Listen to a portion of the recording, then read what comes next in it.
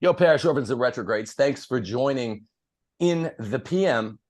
This is unusual that we do a couple of evening shows in a week, but this one's really, really special. And I've been wanting to do it for over a year, and it just didn't happen. Bringing on with me two of my favorite Catholic commentators, two of my very favorite. You know both of them, so I won't do extensive bios. One is the eponymous classical theist, and the other is Mr. Erick, Ybarra. You know both of their YouTube content, I'm sure, at Classical Theist and at Classical what's the hang title, Erick? Classical Christian Thought. Yeah. So welcome, guys. Thanks. I think maybe CT, you knew before Erick that I wanted to make this happen for a while with you two specifically. Oh yeah. Yeah. We've been talking about it on and off. But it's just, scheduling and all that stuff. But glad we're doing it finally. Yeah, glad to be here. Me too. It's really, really good.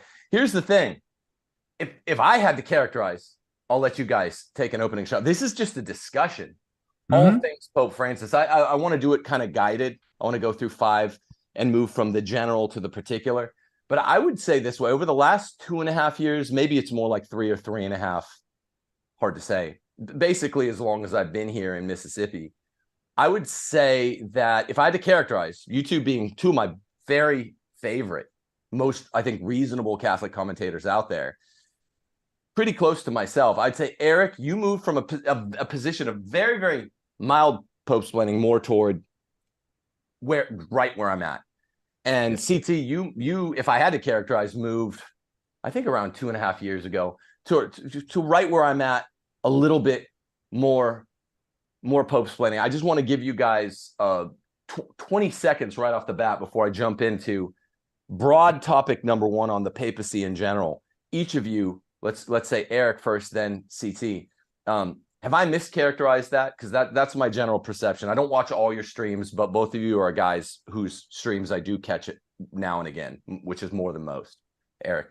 Yeah, so I was an Anglican before I came into the church in 2013. I became aware of problems with this current pontificate almost immediately. Basically, as soon as he started getting reported on, I was getting fearful. So ever since then, I've kind of had the same view. Okay. Although I do tend to try my best to defend him where he could be defended. But I think something you mentioned recently on one of your streams where you can endlessly try to give people the a good interpretation of what they mean. You can give a good interpretation of a murderer. You can give, you can give a good interpretation of almost everything, right? So I try to do it as it deserves, and where it doesn't deserve, in my own personal judgment, I don't try to pope-splain. But yeah, I do have some pope-splaining in me. I can't deny it. I'm glad I did this then, because you then, like me, will have been sort of a Francis critic from the jump. Maybe you're just a more charitable guy or something. That wouldn't shock me much. But I'm glad I gave you that. Classical theist, you go. Did I mischaracterize that, or is that pretty fair? Yeah, I mean, I think it's sort of fair. Like I started off actually a lot more critical, as you kind of indicated, of the current pontificate. Now, I do want to say, like, I haven't fundamentally changed my, like, I guess you could say, internal personal perception of him very much. Like but I think I've just been a lot more careful, a lot more cautious in terms of the circumstances under which I feel comfortable voicing sharp criticism toward him. So it's that being said, yeah, I have changed a little bit in terms of how I interpret some of his magisterial statements. Not all of them though, many of them though. And that has probably naturally happened as a result of my decision to kind of be a lot more cautious, a lot more careful, a lot more prudent when it comes to speaking of him in public. So but it's not. If you want to use the word pope-splaining, you can use the word pope-splaining, but because it is a important term. It's an important term because so many people do it shamelessly. So many people do it unreasonably. And people do it because of like an a priori ideological imposition on them to do so. That is not me though. No. I'm kind of known now to differentiate myself from someone like Michael Lofton in conceding the possibility of the Pope uttering material heresies, even in magisterial documents. So I acknowledge that possibility. But I am very careful. I try to be very cautious. I try to be very reserved in terms of publicly stating like whether or not something is in fact like a material heresy or in just criticizing him in general. I just try to be a lot more reserved, like to keep my mouth shut unless it's necessary. So, okay, so this I was going to save till the end. This isn't even one of the 5 segments I wanted to do on the show. Give all of us a crack at it. You two first. But I thought of this when I was just taking a shower, getting ready to do the show. Listen to all the the topics over the last 10 years where demonstrably, impregnably, the mainstream left media had the Francis story correct. The Pope-splaining Catholic media, even center-right Catholic media, either recklessly mischaracterized or in some of these cases outright lied. Okay, literally, this Francis is the one topic on which I listen to as a far-right Catholic guy.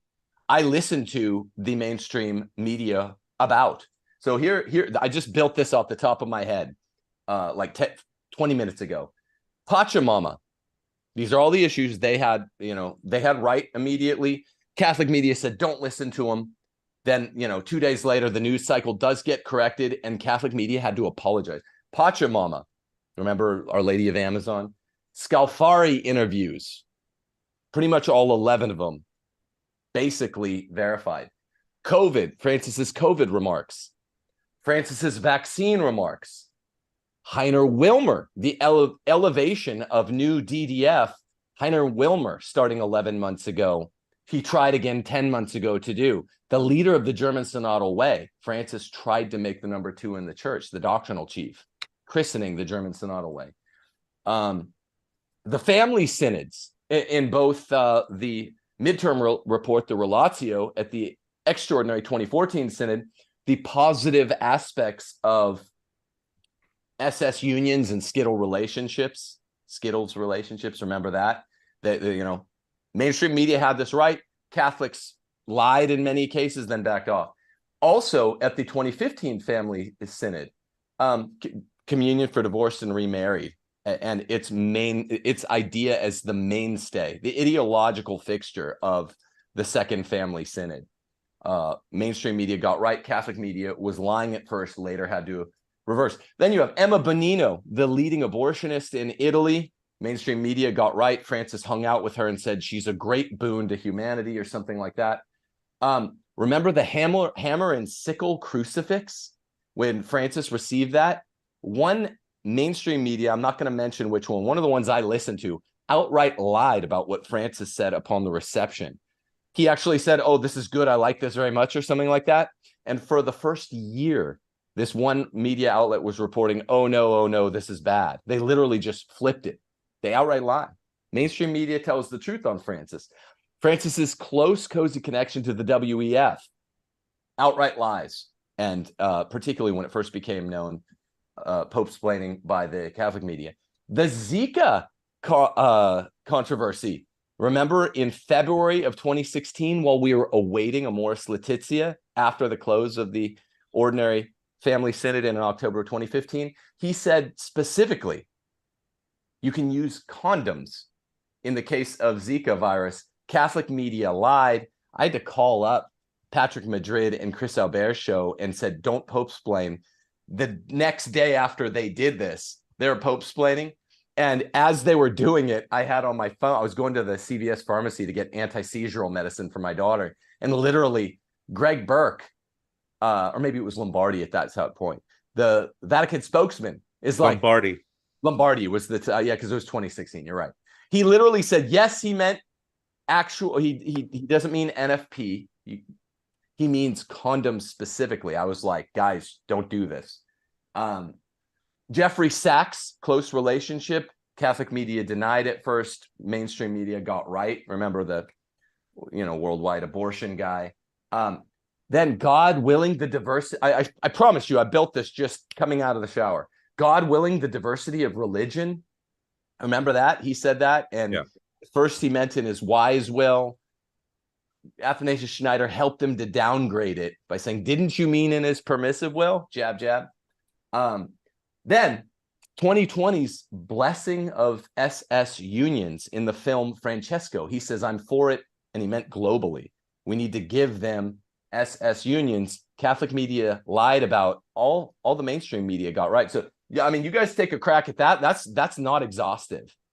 That's just like headline getting stuff that the Catholic media, in some of these cases, more baldly lied about, prevaricated. In other cases, they were just Pope-splaining really, really hard and recklessly. What do you say, CT, and then Erick? Yeah, well, I mean, I think that it's like you can list out a litany of all of those things. It would really require us to dive into each of them. I feel, and I don't know if we have the bandwidth to do all of that, to really get into the weeds a little bit in terms of in what sense was the mainstream media vindicated? How was it vindicated? By what sources? According to what? I think that would be necessary before I'd be like ready and willing to just generally speaking give like a universal concession to all of those.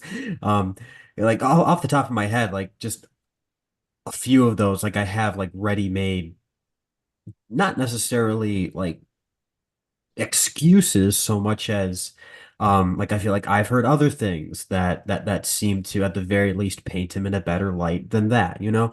So if we had the time or the bandwidth, we can go into each and every one of those in particular. I do think, I guess I would say this though, that with all of these incidents, I think it's just very important to operate under a sort of presumption of innocence disposition. It's very important for us to always be ready and willing to seek out an interpretation of these events that at the very least paints him in a light that is not like the worst case scenario.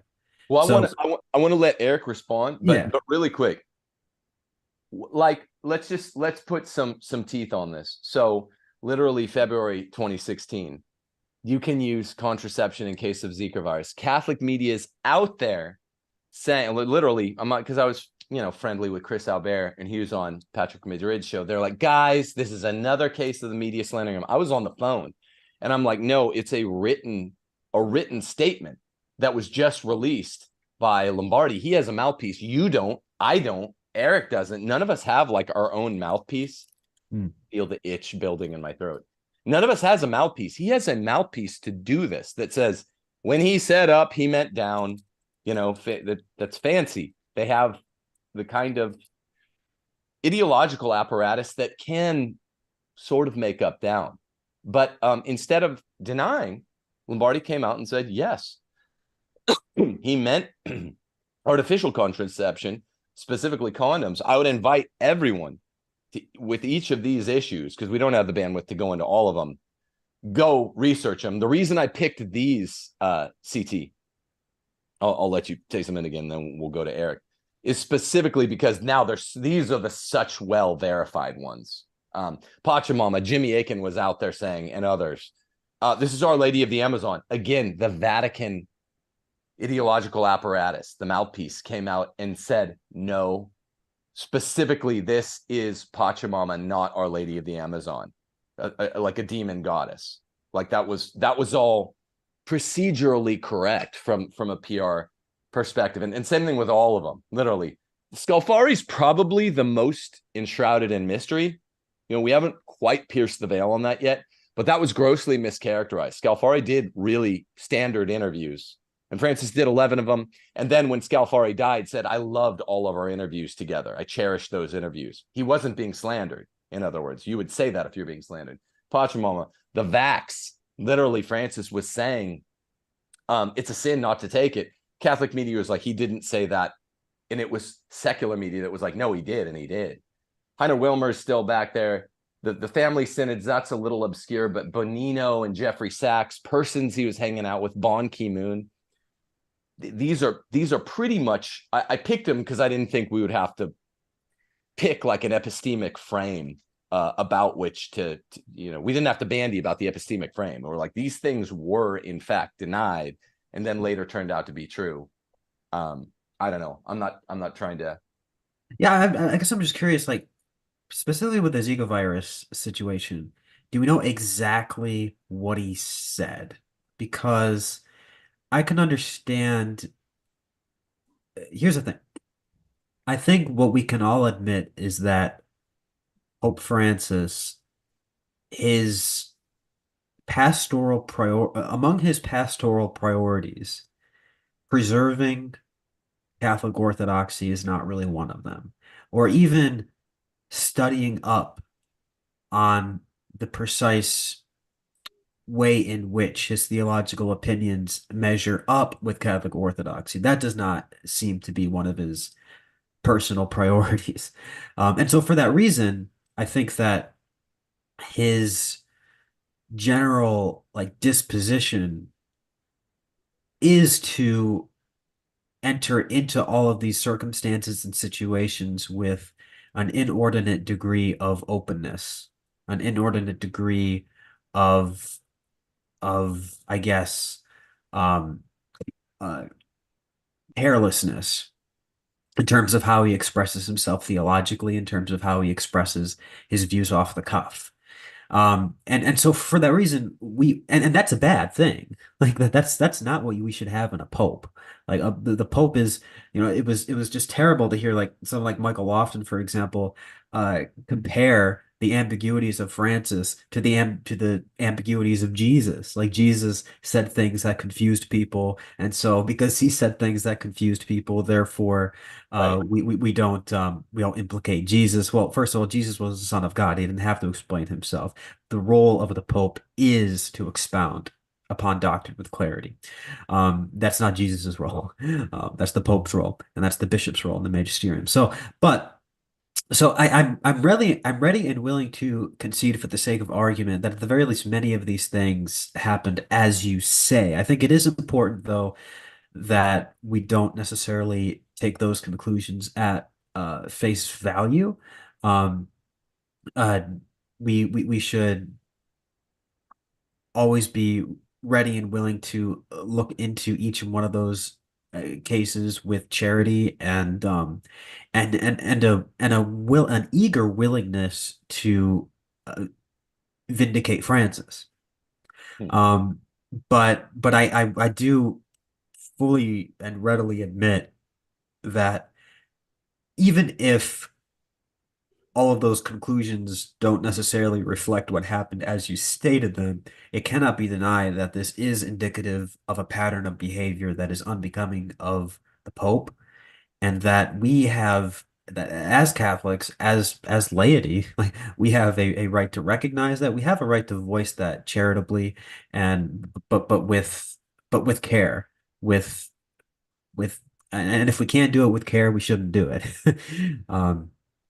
So Well, I guess that's what I would say about that before we go okay. on. Thank you, CT. So yeah, we're gonna get into that because I didn't mean to get into the particulars first. I'm glad I did though. That was just a bonus thing. That's not one of my 5 things. I want to start with pontificates in general and the sort of epistemic ground by which we receive them, we make mince of them, they guide us in our lives, and we even sometimes critique them. Now we know kind of at least partly what we're talking about here before we get more specific as we move from topic 1 to 2 to 3 to 4 to 5. But Erick, what do you say about those issues? Those were just off the top of my head. Scout's honor. Yeah. I've often thought, Erick, you need to sit down and like write down everything that you can recall from 2013. And because there are just some things we forget. Sometimes we talk we talk about Pope Francis and we forget, oh, do you remember this happened? Remember that happened? So I remember going through all of these events thinking, that these were really terrible things. And I remember being far more on the side of not trying to go further in giving a charitable interpretation than what I was seeing in folks like Catholic Answers, Jimmy Akin. I think you remember all those 10 things to know about this or that after something happened. Yeah, 9 things. Yeah, it was right, 9. 9 It was things. always 9. Yeah. 9. There you go. I was always very disturbed and upset. But I did grow a little more tolerant of trying to go further and giving him a charitable interpretation on things. A lot of the things you said are not fresh on my mind, so I couldn't prove the details to you. But I do remember when even Joe Heschmeyer from Catholic Answers did a show with Matt Fradd, and he was talking about the whole Zika virus episode with Pope Francis. And everybody knows Heschmeyer to be a very charitable, fair, and balanced thinker. And even he was saying, that's it. I can't defend that. But my main issues with Pope Francis, there are several issues that I thought were just indefensible, and I think were extremely injurious to the faithful. But I think that the primary concerns for me are the exhortation Amoris Laetitia, the responses to the dubia of the cardinals recently, and the general refusal to act hastily and swiftly in taking out bad guys or disciplining bad guys, not even taking them out. Just start a process where you start to discipline people. And, recently with the German bishops, people think, oh, he's starting to discipline. All we've seen so far is that he has told them they can't bring certain things up in the synods to come in their synodal way. But nobody's making satisfaction for the things that have been said, in the public. I think that my main issues are, the revision of paragraph 2267 in the Catechism. That's one thing that I find myself, I feel like I'm trying to solve a Rubik's Cube with 2 missing colors. I try my best. Sometimes I feel like I'm getting to the summit. I'm mountain climbing and I'm getting to the apex of trying to figure out how to make this clearly orthodox. And then tomorrow I wake up and I'm like, oh, but I forgot about this, forgot about that. And I'm back down on the mountain, at the bottom of the mountain. So that Amoris Laetitia and the recent issue with same-sex couples and the blessings of same-sex couples, and also some of the other responses to the dubia through Cardinal Fernandez. These have been extremely concerning. Okay. Oh, sorry. No, go ahead. I was going to say, I think I'm a lot more comfortable with getting into the more official, the problematic magisterial statements than I am with necessarily getting into his personal failings. Only because, not that I'm afraid to talk about his personal failings, but just because it does seem that there is such a clear disconnect in some cases between his off-the-cuff remarks, I guess you could say his theological instincts, his pastoral instincts. There's such a clear disconnect between those on the one hand and what he what comes out of his magisterium on the other, at least in many cases. And in some cases, and in these rarer cases, like with the footnote in Amoris and like with this response to the dubia, sometimes those two things really converge in a way that is troublesome and in a way that is difficult to deal with, and in a way that causes a lot of anxiety, and understandably so. But we do, I think, have to recognize that generally speaking, there is that kind of a disconnect. A perfect example, I think, would be like that off the cuff remark about the Zika virus. Okay, we can take that and we can say, okay, that might reflect Pope Francis's instinctive response given his theological like lax pastoral attitudes. Okay, but on the other hand, if you read Amoris Laetitia, he says every complete genital act outside the marital act is you know morally wrong. But wait. But the off the cuff hanger that we use, the moniker, is partly misleading because, like I said, neither you or any of us have a mouthpiece that comes out and says the two separate mouthpieces, right? Mm-hmm. So you have the Vatican office, right, and then you have the dicastery. They're separate. He has two mouthpieces in cases. Bruni is the man now, does a bad job. Well, this was the case with the Scalfari interview.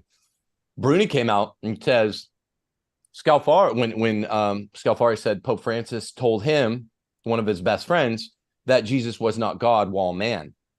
Bruni came out and just said, look, this is how it's the old European style of doing interviews. He just gave an account of what he heard. And then everyone was like, that's an affirmation, not a denial. So then they had the dicastery actually come out and say it. In the case of, I think it was February the 18th, the initial statement happened on a Friday, I think February the 17th. On February the 18th, he has two checkpoints which come out. And if the first one gets it wrong, it can go to the dicastery and they can say, no, that was wrong, the way they had to in the case of that I think it was the 6th Scalfari interview. Well, they didn't do that. They just went to the one checkpoint. And on February the 18th, Lombardi comes out and says, yeah, Francis did mean that. That is what he believes. And by way of covering the explanatory gap between what he believes and what he ends up writing in these documents, we have to say, and he told them to go out there and say, yes, it is okay in the case of Zika virus. This makes because I'm not a theologian, I'm a Thomistic philosopher, right? So when I do debates and stuff, I propositionalize all my arguments. You have all my stuff on whiteboards in propositional logic. So I don't speak charitably or uncharitably. This is a valid propositional claim. This is not. You can prove it, and that doesn't work. When it doesn't work to say, oh, it was off the cuff, when his mouthpiece comes out and says that is what he meant at the time. Right. Yeah, it's not to say like off the cuff in the sense that he's not really saying what he means. Because I do recognize that he might say things off the cuff that do in fact reflect his like internal state of mind. Sure. And that may be one of those examples. I mean, I remember him saying that like he likened the situation to where like nuns in cases of rape were permitted to like wear contraception. And in that case, I mean, even Orthodox like moralists would concede that that's a legitimate application of like the doctrine of double effect. Of course. And so I'm wondering if like that's sort of what he had in mind, like making an attempt to apply that principle to the situation. But again, I feel like he's not a methodical thinker. He's not a systematic theologian. He's not even I don't like saying this, but he doesn't give off the kind of theological sophistication that you would expect of a pope. And so I think that's why like his instincts, he lets his instincts override his better judgment and just saying things that he thinks. And that is obviously a very big problem, right? It is like, and it's something that we shouldn't have to deal with. And it's made all the more worse by the fact that we do live in the age of mass communication. We do live in the age of the digital age, the age of the internet. And that makes this so much worse because all of his like off the cuff extemporaneous remarks are then uh loudly proclaimed to the whole world. I mean, I can imagine, just imagine the kind of things that um, Pope John the 12th or Alexander the 6th said in private about theology, or even said to individuals publicly about theology that just wasn't picked up. Well, we have to be charitable. I don't think they said anything bad. These guys misbehaved. That does not mean that they are to quote the recently outed DDF Mueller, that doesn't mean they have pounds upon pounds of material heresy. That's utterly uncharitable, right? And we shouldn't have I mean, I'm not trying to be like gotcha, but we can't assume. And I hear people do it with a well, with John the 12th we can, because he did like engage in like divination in the Lateran Palace. but that doesn't mean that he thought it was good, right? Aside from, you know, first principle of practical reason, do the good, avoid the evil. So in some existential sense, he thought it was good for him, but that didn't mean he taught it. No, not teach, but I guess I'm just saying that these situations just tell me that that in light of church history, in light of the various characters that we've had on the papal throne, I'm just making the point that mass media, I think, plays into what makes this a uniquely scandalous and difficult situation to deal with. But I mean, how? Because literally the mass media, the secular left media in all these issues, like turned out to be the right ones. And it was the Catholic media that was trying to be charitable. And I use scare quotes there because I don't think it's charitable to lie. Right. But you can't blame the media. That's also not charitable. We end up if you're trying not to finger. Oh, it's not blaming like liberal media. It's not blaming liberal media as if I'm saying that like they're guilty or culpable. No. It's to say that the fact of mass media is what makes this a uniquely difficult situation to deal with, because the problematic personal opinions of the Pope more easily get out to the world than they would have in the past. But look at the hermeneutic, because I think Lofton, not you're totally different from Lofton. Obviously, you're a very reasonable guy. That's why I wanted your opinions on this. But look at the hermeneutic of suspicion. I think that's a Loftonian term. That is being it's a Loftonism. It's a Loftonism. I mean, he did get it from on all the previous or some of the previous 265 popes with this chronological bias for the present. When you're like, look, we have to observe, and I want to get into the general stuff now. We have to observe a kind of fidelity, more like a fealty to the pontificate, and that means to all 266. And that's never felt like a juggling act before. With the previous 265, Paul VI was the guy they expected to loosen the noose on this in Humanae Vitae, because he expected it being Skittles. He had to deny it. His whole family was Masons before him. This is our guy, the liberals in the church thought. And it wasn't. He never said a suspect word about contraception. He denied it in 1968, and it was pat. It was a set matter. So we can't just say, CT, I'm serious now. I'm not trying to pontificate. We can't just say, well, I'm sure the other 265 pontiffs that sat in the chair before were all really, really bad. If only we'd have known. I mean, for the last 100 years, we did have mass media, and none of them were saying bad stuff. I'm specifically just referring to a few, like a small handful. I actually don't believe that's the case. I think that the vast majority of popes that we've had have been, worthy shepherds, have been worthy and orthodox shepherds. Um, it's like if you think of like the period of the pornocracy, if you think about like those like Renaissance corrupt Renaissance popes, etc. Um, it's just to say that the uh cultural and technological environment that we're in exacerbates the problem. Uh, in a way that we can't really do anything about. But it does help, I think, at least to contextualize the situation. Now, what I do want to say, though, additionally, um, is that we,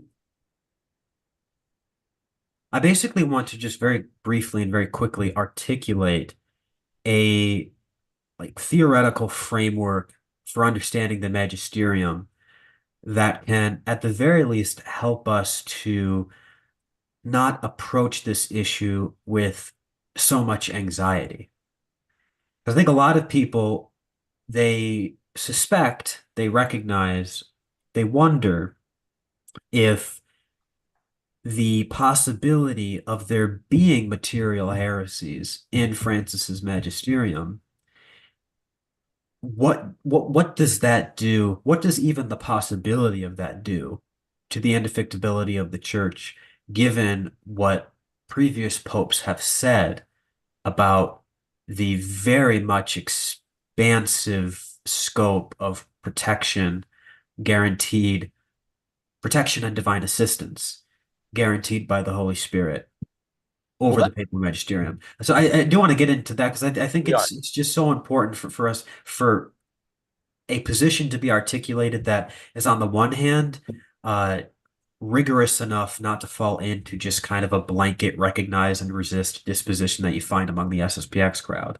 No. That's very problematic. That's I think that's theologically erroneous. But on the other hand, I don't think we have to approach this, or rather, I don't think we have to overinflate this notion of like the charism of safety that's guaranteed to the non-definitive teachings of the magisterium, such as would exclude even the possibility of a pope attempting a material heresy in some magisterial text of some kind. Um, we can talk about that whenever you're good to do, but I just want to, I guess, state the importance of that, just because we can talk all day about the Pope's failings. Like we could talk all day about what he said to this person, what he said to that person, who he appoints, why he doesn't get rid of this person, who he's stacking up the College of Cardinals with, who he's appointing to the various dicasters. We could talk all day about that, but we do have to recognize that um, on some level, all of those failings of the Pope, there's not a whole lot we can do about those things. And so we have to cultivate like we have to cultivate a mindset that can basically be self-serving in a certain way. How do we equip ourselves with the theological and the mental tools necessary to just live out our Catholic life and not be overcome by this situation? Okay, so this is topic number one. I want to go to Erick first. It's perfectly in lockstep, ideological lockstep with the concern you just expressed, CT. So, Lumen Gentium, paragraph 25, famously makes a caveat that we have to give religious submission of mind and will, of intellect and will, not just to the Pope when he speaks ex cathedra, Erick, and secondly, classical theists. All three of us defend the documents of Vatican II. So this isn't something that I think we're going to disagree about. Right. Rather, this is something that needs gloss, development, not contradiction. I forget what it is. The second Vatican I document, along with Pastor Aeternus, both just say, look, you have to obey the Pope, essentially give him religious submission of intellect and will when he speaks ex cathedra. And this is expanded upon in paragraph 25 of Lumen Gentium, one of the four sacred constitutions at Vatican II. The religious submission of mind and will must be shown in a special way to the authentic magisterium of the Roman pontiff, even when he's not speaking ex cathedra. Erick, I'm a philosopher. Metaphysics and epistemology are what concern me. The way the Thomistic epistemology works is this. The intellect has three functions, right? Apprehension is basically communication of the five sensory data. To your intellect, you create phantasms for not only things, but also propositions. And to quote Plato from The Statesman, one cannot explicate false logoi. You can't say 2 and 2 is 5. You can't explicate in your mind, line by line, that 2 and 2 is 5, which is what you would have to be able to do epistemologically to give true and full religious submission in your intellect to something the Pope said. If the Pope were to say 2 and 2 is 5, we literally cannot follow Lumen Gentium 25. You understand? The way that Thomas gets epistemology right. Moderate realism. We have real or moderately real phantasms for axioms and propositions, as well as sensory impressions in our mind. Okay, so I want everyone out there to understand a little run through this. We can't do that. If Pope Francis says 2 and 2 is 5, and Erick, like you, I am most concerned about Amoris Laetitia abrogating Familiaris Consortio. Not debatable. It just has done that. Well, you can't do that unless you become a voluntarist, like most of the Protestants or like some of the Muslims. We cannot do that. And we can't even, at some lower level of magisterial protectedness, it's impossible as a simple matter of recto ratio qua epistemology. We can't even explicate a false logoi in our mind and say, well, as an act of will, I'm going to go ahead because the Pope said 2 and 2 is 5. You can't do that in your intellect. You can't explicate it. You can assert it, 2 and 2 is 5, but you cannot religiously submit to a modally false proposition like that in your intellect. What are we to do with this? I don't think that means that Lumen Gentium is wrong. I'm saying it needs more gloss. It needs to be brought back around to Vatican I, where the Pope is not begging to be heeded at the 3 or 4 magisterial levels below ex cathedra statements. What do you say, Erick? Sorry for that long question. No, that's all right. Well, I would say that, normally we are to give the assent of our mind and will, the intellect and will. As I understand that, though, when we behold what the Pope is delivering in his ordinary magisterium, and we can't match it as being in harmony with the dogmatic tradition, the prior magisterial decrees of the Pope or councils, whether definitive or non-definitive, our first reaction should be to maintain the submission with, in other words, you submit to the fact that what the Pope is saying here is almost certainly harmonious, but I'm in a state of inability to see that harmony. And so I think, like Donum Veritatis explains, when a theologian beholds something coming from the ordinary magisterium, and by that term I mean what Lumen Gentium means there in the 25th paragraph, and the Pope sounds like he's saying 2 + 2 = 5, but I'm being told that this does conform to reality. The proper response would be, number one, to respect the office and the person of the Pope, the Roman Pontiff, because he does enjoy. There is discrimination in our church. We still follow the old dynamic of kingdom and dominion dynamic. So we do have to obey the Pope as much as possible. However, Donum Veritatis does say that, you can withhold your assent because your conscience is violated if you attempt to make an assent, an agreement with what looks to you to be a contradiction to the dogmatic sources of tradition, scripture, or anything else that's been delivered through a higher magisterial venue of the past. There's ways to do it to maintain respect for the Holy See. But in that case, it's a time of prayer. It's a time of seeking to do your best to try and figure out how to interpret what the Pope is saying in a way that is in harmony with tradition. But I think what's happening nowadays, and it's happened centuries ago, where we're getting towards the point where we may be getting to a justifiable point of view where we could say, you know what, this is simply just not in harmony with the past. And what's really turned my mind on that is all of the concerns that have been raised these past 10 years from what the Pope is saying, and the refusal to adequately address them. The failure to look at the first dubia, the way he responded to the dubia of this year earlier.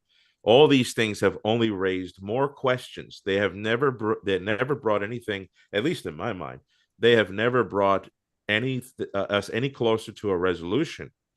They have only increased suspicion, and it's getting to the point where morale is being injured. And I think at this point, it's definitely justifiable to say, well, with my best judgment here, I'm trying to submit to the Pope. I'm trying to reconcile what he's saying with tradition, but in my conscience, I'm seeing this as an impossibility. And so we're going to wait and see what the Lord is going to do through the proper channels. But I think I think there are canonical and sacramental rights for the sheep as well as the shepherds to raise alarms and concerns over these issues. We're gonna talk about the canonical one as our second point, but I just want to point something out. Well, I agree with all that, Eric, but like in philosophy, I think in moral theology, it's the same. This is a really, really, really simple science compared to epistemology, metaphysics, very difficult. There's not a lot to disagree about, particularly when we're talking about a malum in se, an evil in itself, which we can never do. And we can never intentionally do. The doctrine of the principle of double effect is not actually an exception from that, right? Because we're not intending it, right? There's such an unintended foreseeable consequence. Normies don't get that, but that's what fuels the principle of double effect. We can never intentionally do a malum in se. So it's not actually complicated, and it doesn't, in my philosopher's mind, I hear like all of the hand wringing, the ceremonial kind of hand washing, and go, okay, if the Pope says 2 and 2 is 5, which is a fair analogy in my estimate, it sounds like yours too, Eric, for what happened when Amoris Laetitia abrogated Familiaris Consortio from 1981 on very specific grounds, and was confirmed to do so 5 months after Amoris was released in September, when he said, you have the only correct interpretation, Buenos Aires bishops. And then first thing he did, that was a response to dubia. 2 of the 4 conservative dubia cardinals had died waiting for him and had been years in the waiting, or whatever, months anyway. He took that letter, and the very next day he stuck it into the Acta Apostolica Sedis. So we know he meant what he said. He made it part of the magisterium to say, you have the only correct interpretation. Familiaris Consortio is abrogated. I'm flipping. I'm contradicting the doctrine represented by Familiaris Consortio. 2 and 2 is 5, right? We're flipping everything that we believe for a little over 2,000 years, and we're saying the exact opposite. It doesn't matter, Erick, how much hand washing I do. This is the difference between a theologian and a philosopher. Okay, you could say respect the office, blah blah. I want to say, whenever you approach ad limine a judge in the courtroom, the famous thing is when you say with all due respect, like a kind of fu is coming, where you're gonna in legalese diss the Pope. It's true in the street, right? When you're like, well, with all due respect, someone's gonna say the rudest comment. I don't really go for that. Just temperamentally, I don't think that stuff is particularly important. Ceremonial hand washing, like, okay, respect the office. Okay, did I genuflect 4 times this? That? I respect the office of the pontiff. But because sovereign conscience is sovereign, and because of the way that our intellect operates, the adequation of ratio to intellectus, the moderate realism represented by you can't explicate false logoi. You can't in your mind even see 2 + 2 = 5. Because of that, pretty much instantaneously. Bernard Lonergan, even Vatican II theologian, said you have this insight instantaneously. He talked about Archimedes watching the bathtub overflow 1,000,000 times before he could describe it mathematically. And the 1,000,001st, he had some insight where there's some extra mathematical acumen there. And all of a sudden he can mathematically characterize what was going on with a formula. Boom. You can't undo it. You can't unring the bell. Once you see it, you're certain. There's no doubt here, right? Amoris Laetitia, and now it's in the AAS because Francis put it there, absolutely abrogates, reverses, contradicts familiaris consortio. So as a philosopher, the lawyer in me is like, okay, it doesn't matter how much I wash my hands or I genuflect 5 times. I respect the office of pontiff. That's wrong. Lumen Gentium 25, as a general matter, has to have some extra gloss, saying, well, this might have worked for 265 popes, but with a pope that's actually attacking doctrine, we need to make him commit to an ex cathedra statement before we can give religious submission in intellect to a pope. What do you say, Erick? Last word, then we'll go. I do definitely think that that's the goal, is to push the matter to where we express our faith in the church by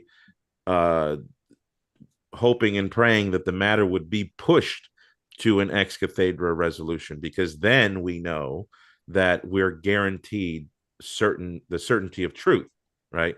But underneath that, we don't have a guarantee of the certainty of truth on these issues. And so, in my research on Amoris, I look to who the Pope said is the guiding interpretation, which is the guidelines given by the Buenos Aires bishops, Cardinal.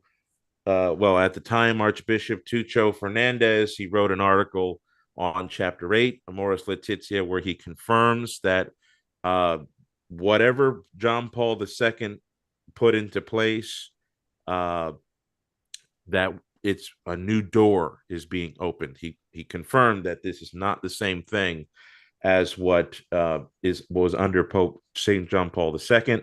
And he argues that what we're envisioning here are people who they're continuing to choose to violate the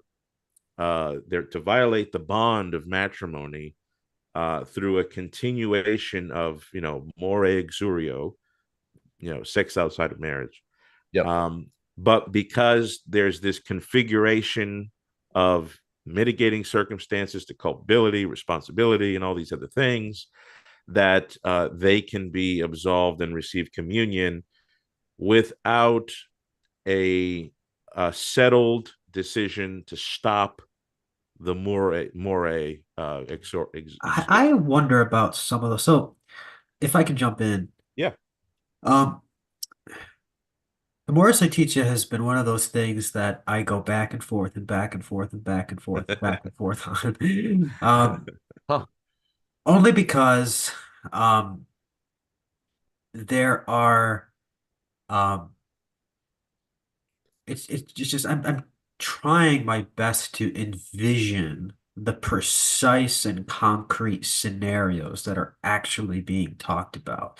And unfortunately, those scenarios in the concrete are not explained in the concrete. Um, and so it takes a little bit of effort on our part to envision, okay, what scenarios are you actually talking about?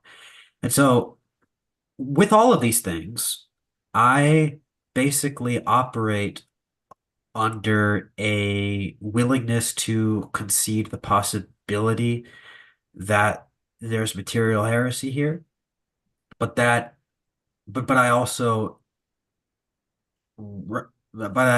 try as best that I can to exclude that reading. And so that's always going to be my immediate uh that's going to be my go-to, is to see, Yeah, okay, yeah, I what agree. I agree. right, I yeah. think we should do that. Yeah. In But this as the question, I can have I a can I say this real quick before your yeah. question? As the resident Thomistic action theorist here, who eventually will finish, we'll do a dissertation on action theory. I will say this: Francis has adumbrated the situation that through casuistry. I want to talk about casuistry, or I don't know if you guys know Yeah, me too. what the famous trolley car problem is.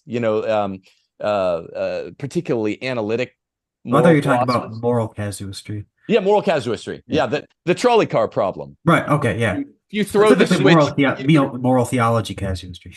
Yeah, it's basically the same Yeah. thing. If Yeah. you throw the switch here, the train kills them, and Yeah. you caused it. If you throw the switch here, so it's called trolley car probleming. Right. It's a nerd. Yeah. Thank you. Analytic philosopher thing.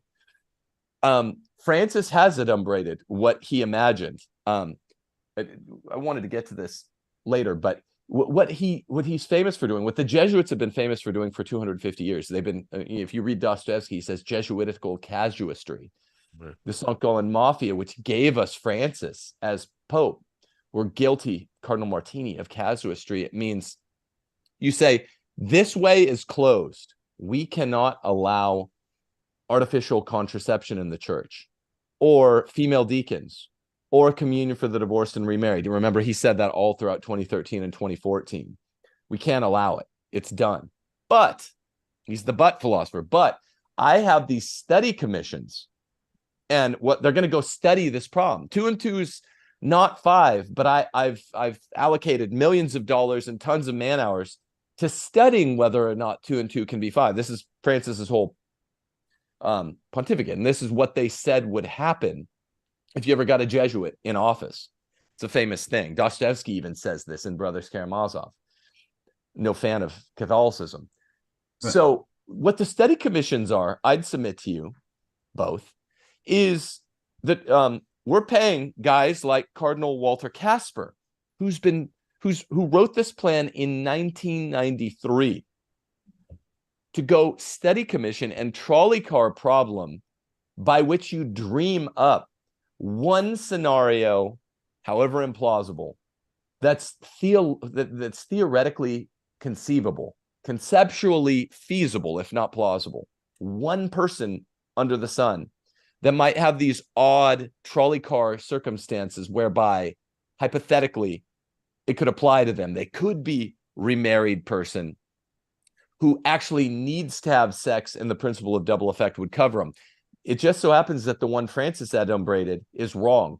So you have remarried adulterers, both of whom have fallen away from the faith. Let's say the wife, because these guys are feminists. The lady's always the good guy. She comes back to the faith, remarried, has an illegitimate child in her adulterous second union. Francis has told us this several times. And she wants to follow paragraph 84 of Familiaris Consortio, meaning we're going to get twin beds. It's not going to be hot and sexy. We're not going to have sex anymore. We're going to live as brother and sister, as Familiaris Consortio paragraph 84 says we have to. That was JP2, by the way, in 1981, writing Familiaris Consortio and saying, fixed it for you, punks. You want to use a theological problem of moral theology to open the gate, and I just fixed it for you. Whereas before, remarried adulterers were not allowed to keep living together and receive communion. He's like, well, if through something like the internal forum, You get together, you put people on notice in your church, including your priest. You can have Lucy and Desi beds pushed together. You promise not to have sex. Fixed it for you. That was 1981. 1993, 12 years later, Cardinal Walter Casper, one of the main guys that gave us Francis, started writing papers on, but I want to, and the Germans all wanted, to make it okay, morally permissible for remarried adulterers to keep having sex with each other. And so he started working in 1993 on these trolley car problems, or moral casuistry, whereby you could conceive of one person, one instance, feasible though not plausible, wherein it is possible for someone to need to have sex. And Francis said the need would be if the woman returns to the faith, the man doesn't. She suggests, let's live Josephite, let's live as brother and sister. He says, no, I ain't down with that. And he says, I will leave. Francis made an error, and Casper made an error in their trolley car problem. They thought that this would create they didn't use the word sin. They used the word fault. It would create more fault. Very clever. It would create more fault if their bastard child, but neither of them is living with their spouse or their real family. If their bastard child was suddenly abandoned by the father, its illegitimate father, because the mother would no longer have sex with the father, Pace Familiaris Consortio 84. Well, this is wrong, right? The principle of double effect is not triggered. I can tell you as an action theorist. Francis and Casper are wrong, and they know it because they use the term fault, not sin. But this is his example where the adulterer woman says, I no longer want to commit adultery. I get forced to have sex, which is immoral anyway. And I'm going to have sex for the rest of my life on a continual basis. And a more Familiaris Consortio 84 doesn't apply to me because it would create a greater fault for me to go back to my family, which would be recto ratio contradicting recto ratio, which can't happen. Also a contradiction of the Council of Trent. So the moral trolley car problem doesn't work out as Francis and Casper kind of wired it up to do. But then again, they knew what they were doing because Casper had done his best from 1993 all the way to the First Family Synod 21 years later. And he used the word fault, not sin. It does not actually create the loophole that they so desperately wanted. Eric, what do you say to that? Yeah, so my interpretation of the logic of where Francis is going with Amoris Laetitia is not like situational ethics, where the circumstances make it such that the continuation of adulterous intercourse is somehow not just tolerated, but acceptable or even justified. I think that Francis doesn't go that far. I think that what he's thinking is that in this situation with the woman, because that's the female example is the same example that Fernandez uses in his article defending Amoris, where you have a woman who was married to a Catholic, but she was abused and deserted, and she has all these children, and then she has to marry some other man who's not her husband. It's a civil union, and with this civil union, she has more children. And if she has a conversion experience later in life, and she wants to come back to church and receive communion, well, they're going to tell her, well, wait a minute, you're living together with a man who's not your husband. That's an objective contravention of the will of God. Well, if she's going to have to leave that new union or be perfectly continent under the same roof of that new union, it could result in what they perceive as something that their conscience is going to be more violated by, which is failing to give the basic sustenance for their children or whatever it is.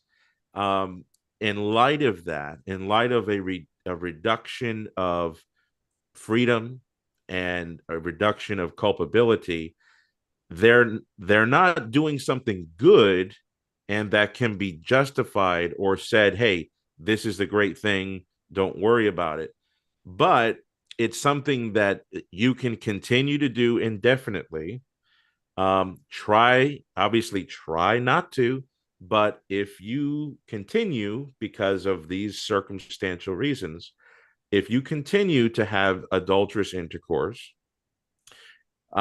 you may be living in sanctifying grace anyway, and so you can be absolved and receive communion in that state if the discernment process yields it so. So it's kind of like one of those things where it's like, okay, we put this person through the sin scan, and we discern the situation is venial sin, not mortal sin. So there's no real blockade to Holy Communion. Well, can I envision a slight modification to that scenario? Yeah. Let's say that they're in this objective, irregular, adulterous union, right? But as you say, the woman comes to some conversion experience, recognizes that this situation, that this union that she's in is not really a marriage, and so she doesn't really have, and so this man is not really her spouse, and for that reason, she knows that the moral law demands continence. Now, usually, in ordinary situations, we have to flee all near occasions of sin, right? Now, unless that occasion of sin is necessary. And John Paul II, I think, recognized in Familiaris Consortio that there can be a circumstance under which maintaining that occasion of sin is necessary, such as the good of the children. We know that. But John Paul II said later on in paragraph 84 that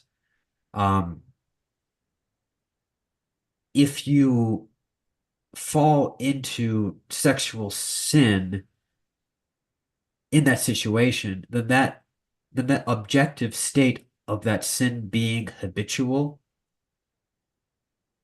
is itself sufficient to exclude you from the sacrament of the Eucharist. Yes, that's what John Paul said. That's my reading of paragraph 84. Yeah. No, that's certainly what John Paul. Now, what I want to suggest, and not even as if it's my real opinion on this, but I'm wondering, I'm thinking, is if that last bit of excluding them on the basis of the objective state of that habitual sin, is that in itself more disciplinary than, strictly speaking, theological, such that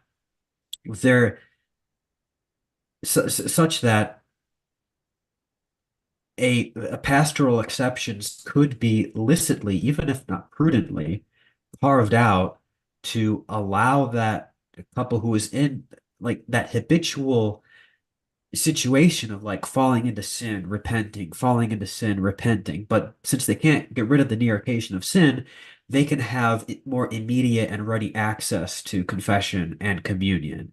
To even though, as Fernandez says in that response to the dubia, even though they fail to live up to continence. But that failing to live up to continence seems to me it could be the situation where you recognize that sin is habitual, and yet you can't remove the near occasion of sin, but you also aren't in a situation where you have a firm resolution to sin necessarily. But you do recognize that you're in this habitual situation where the occasion of sin is always there, and you do fall, and you recognize that you fall.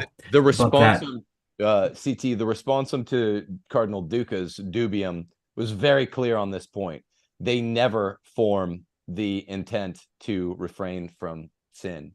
As That's not exactly what it says, though. I have Familiaris Consortio here. It makes it absolutely clear. The church reaffirms her practice, which is based upon sacred scripture. So we're talking about a doctrine about a discipline, and it's a false dichotomy anyway, of not admitting to Eucharistic communion divorced persons who have remarried. They are unable to be admitted, unable, not maybe able, they are unable to be admitted thereto from the fact that their state and condition of life objectively, not subjectively, objectively contradict that union of love between Christ and the church, which is signified and affected by the Eucharist. So JP2 is laboring to take this off the table, which they remember they had synods in 1980 on this, and right. It was the Germans who are pushing for it. He objectively says, no, you cannot. It is an unable. They're unable to be admitted thereto from the fact that their state and condition of life objectively contradict that union of love between Christ and the church. I don't get how there's but I recognize that practice is, of course, based upon the sacred scripture of St. Paul, which basically just says that,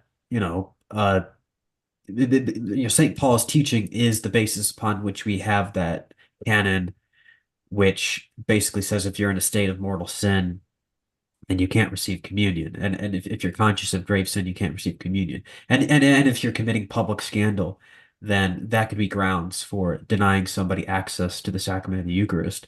But I'm just wondering if the intention here is more to enter into the objective appearance of that situation, which does, of course, contradict, as John Paul II says, that union of love between Christ and the church. I guess trying to be more immediately pastorally present to the more precise subjective disposition of the individual man and the individual woman, and on a case-by-case basis, if they can properly discern that they're just in a situation where they're, in a state of habitual sin, but not necessarily, but also trying to do better, trying to deal with the fact that they are in this permanent near occasion of sin that cannot be taken away from them, and yet recognizing that they fall into sin. Can there be an exception to this such that we just give them more direct and immediate access to the means of grace that may enable them to further and further and further and further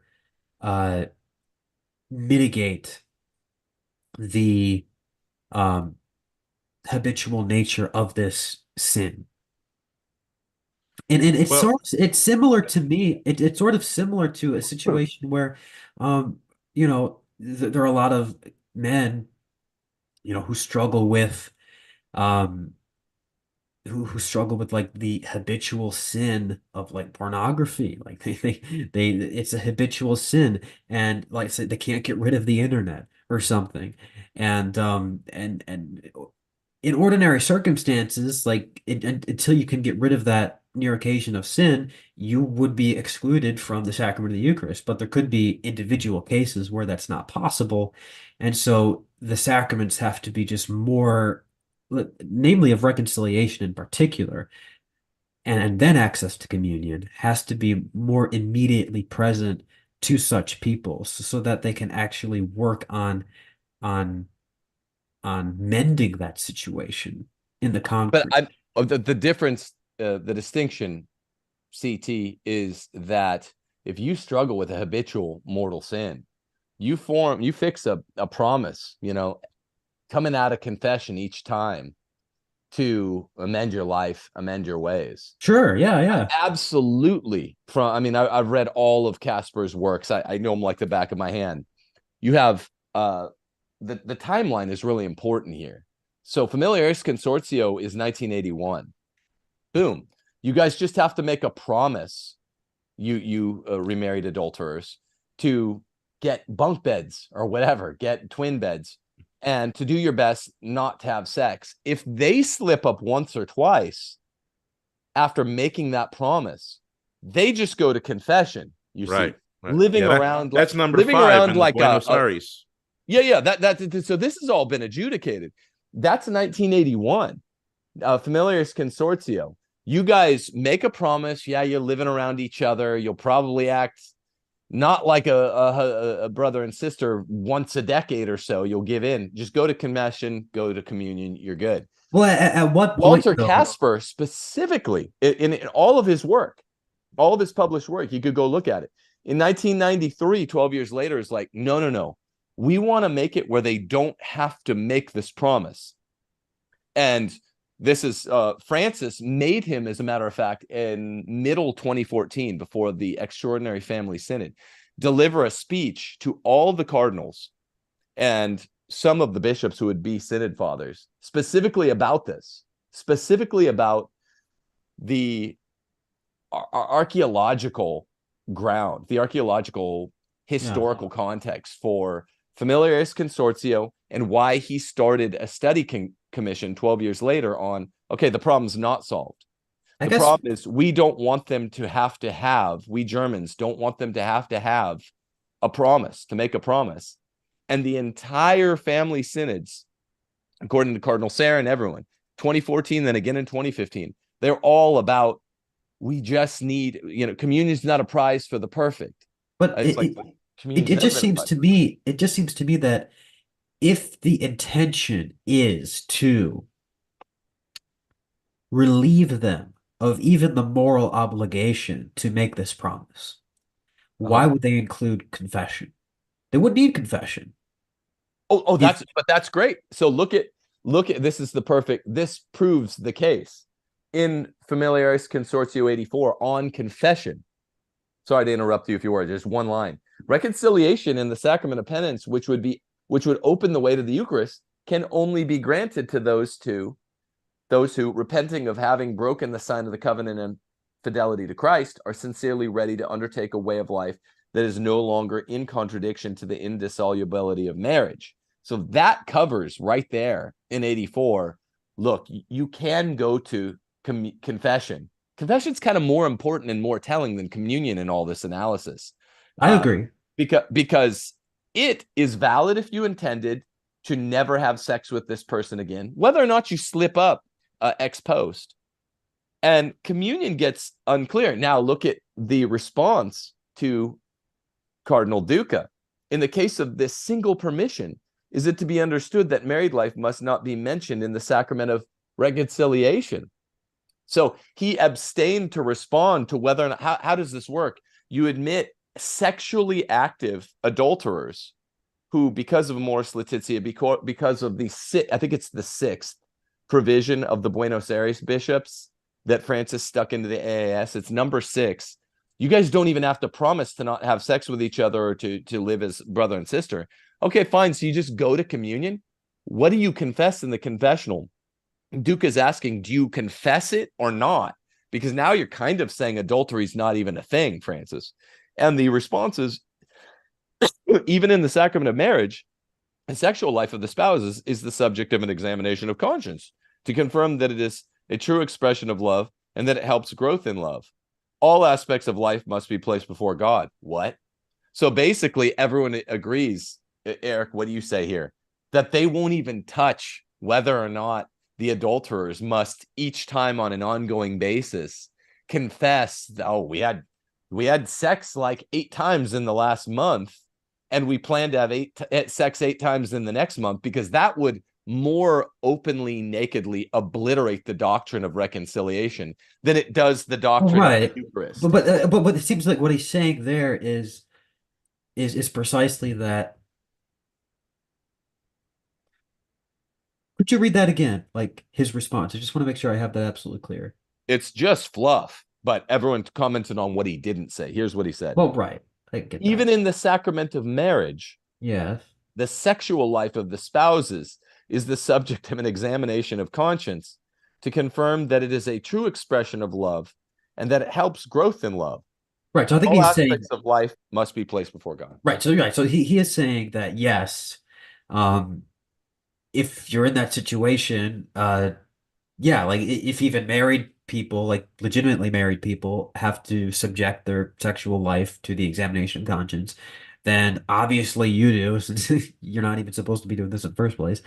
But I think the problem, of course, is that um, it gets to a point where because he's sort of evading the question a little bit, then yeah, it does seem to be just opening the floodgates here.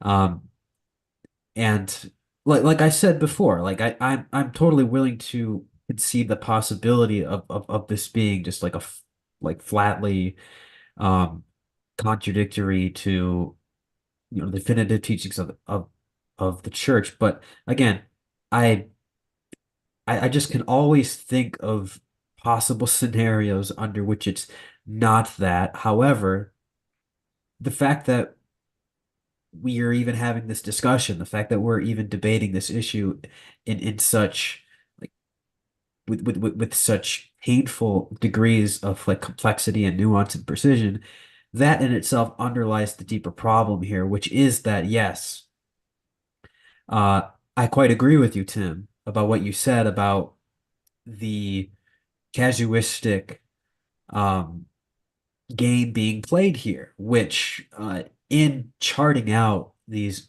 very rare, like once in a blue moon, like moral scenarios, the consequence of that, the effect of that is the uh the the total loss of awareness that we're talking about very rare and exceptional circumstances. What gets picked up is that okay, that means that anybody in this like irregular divorce and remarried union need not scruple over like their sexual over the sexual dimension of their relationship. Like they can just sort of chart that like they block all that off as venial sin or something and just have access to communion.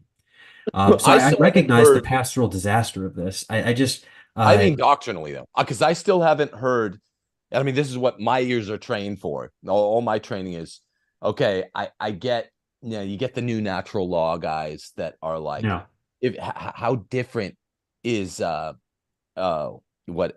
is it? How different is a justifiable principle of double effect, self-defense versus murder from a craniotomy from a hysterectomy, and Right. they try to they're straining at gnats to make the latter like the former, and it doesn't work.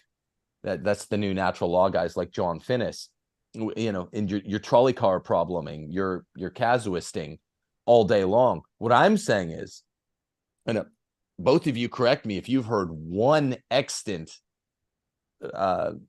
hypo which populates at least implausible but feasible hypos that would avail the principle of double effect here. I've come up with zero. The one I named does not work. The one that Casper dreamed up in 1993, that back in 93 when Casper, Gottfried Daniels, the other members of the Sankt Mafia were saying there's only one bishop extreme enough to make these things happen. The only scenario that I I haven't can heard envision, one. the only scenario that I could really envision is where the circumstances are so pressing that full deliberation of the will is compromised in some situations, and that could, through spiritual direction and discernment in the confessional, um, uh, create some kind of a clear pathway to regular sacramental participation in the church. But again, I feel like that to even I haven't heard that oppose. one though, because we're talking about not just regular CT. We're not just talking regular sacramental participation in communion and confession. I want to get Erick on this. If you read the guidelines of the Buenos Aires bishops that he christened, he magisterialized the next day, it is very clear that they mean a regular participation in more uxoria. You get to have sex regularly, and you get to go to communion and confession regularly. You read that's the 5th, 6th, and 7th guideline, and it is very clear. What do you say, Erick? So I'm not talking. Yeah. He's not talking about, oh, well, what if in familiaris consortio, after 20 years of living in brother and sister? By the way, I have lots of audience members who actually are doing this. I did a show on enrollment yesterday, and they're like, we've been doing this for a while. They're heroes. And if they slipped up once, you go to confession because you've affixed the promise. That's not what any of this is. That's not what the Casper plan was. That's not what the family synods were. That's not what Amoris Laetitia was. That's not what the responses to Cardinal Duca and the other 5 dubia cardinals were. That's not what Amoris Laetitia was all about. Erick, how do you read particularly that 6th Buenos Aires bishop guideline that got magisterialized? Yeah, I think this is the heart of the issue, because what you're seeing today with people who are defending Amoris Laetitia, and I've heard this like on Reason in Theology. I've heard it on I had a stream with Dr. Pedro Gabriel and Jonathan Prejon, and what they're saying is that Amoris Laetitia and all the responses to the dubia keep saying confession, confession, confession, confession. So they're saying, look, these people just need to go to confession, quit the sin, and then they're able to go to communion. But that's not what's being said, because that's number 5 in the Buenos Aires document. So let me just read the last number 5 in the Buenos Aires document says this: whenever feasible, depending on the specific circumstances of a couple, especially when both partners are Christians walking the path of faith, a proposal may be made to resolve to live in continence. So that's the option: live in continence. Bingo. Amoris Laetitia does not ignore the difficulties arising from this option and offers the possibility of having access to the sacraments of reconciliation if the partners fail in this purpose. Okay, period. That's number 5. So number 5 is saying, hey, look, live in full continence. When you fail, loop right back to confession, promise to quit, and you're back in the good graces of God. Nothing new added yet. That's right. But then number 6 says, in more complex cases, boom, and when a declaration of nullity has not been obtained, the above mentioned proposal may not be feasible. In other words, people living in continence, failing, repenting, going back to communion, failing, going to confession, going back to communion, repenting, and that whole cycle, that's not feasible for the community of people in number 6. Yeah. Number 6 is talking about a different category of persons. Thank you. Who will never try, who will never promise to stop doing it. Like, right. It says in more complex cases, like I said, the above mentioned proposal may not be possible.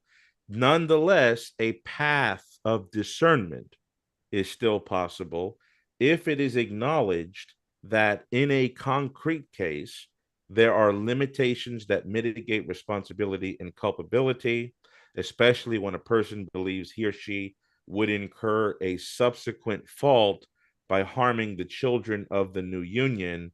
Amoris Laetitia offers the possibility of having access to the sacraments of reconciliation and the Eucharist. And this is where people trip up. They say, oh, but it says reconciliation again there. So maybe guideline number 6 is just number 5 in another loop back to 5, another loop back to 5. No. That's not, this is number 6. It's a different guideline. But it seems to me like what it's articulating the precise circumstances that we recognize in moral theology, which would mitigate or lessen moral culpability. No, which can only be discerned on a case-by-case basis. Wait, what are they? CT?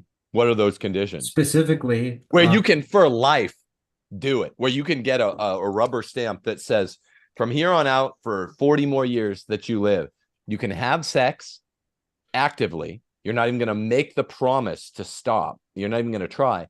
And you can go to both confession and communal. There I guess is what no trolley I car guess what problem. I'm saying is that, like, so we are understandably and very justifiably drawing out that more concrete scenario that you're envisioning. I think that's a natural and logical reading.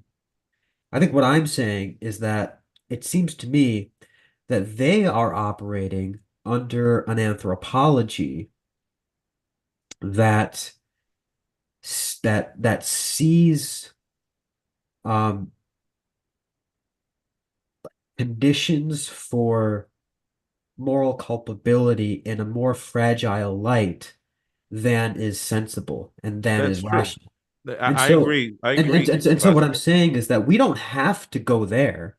Like, that's not part of the magisterial, that's not what's covered under the magisterial authority here. Like, what's covered under the magisterial authority, it seems to be, is just precisely what's written in number 6. And what's precisely written in number 6, I think, is bare enough to at least recognize hypothetically a scenario under which that might obtain.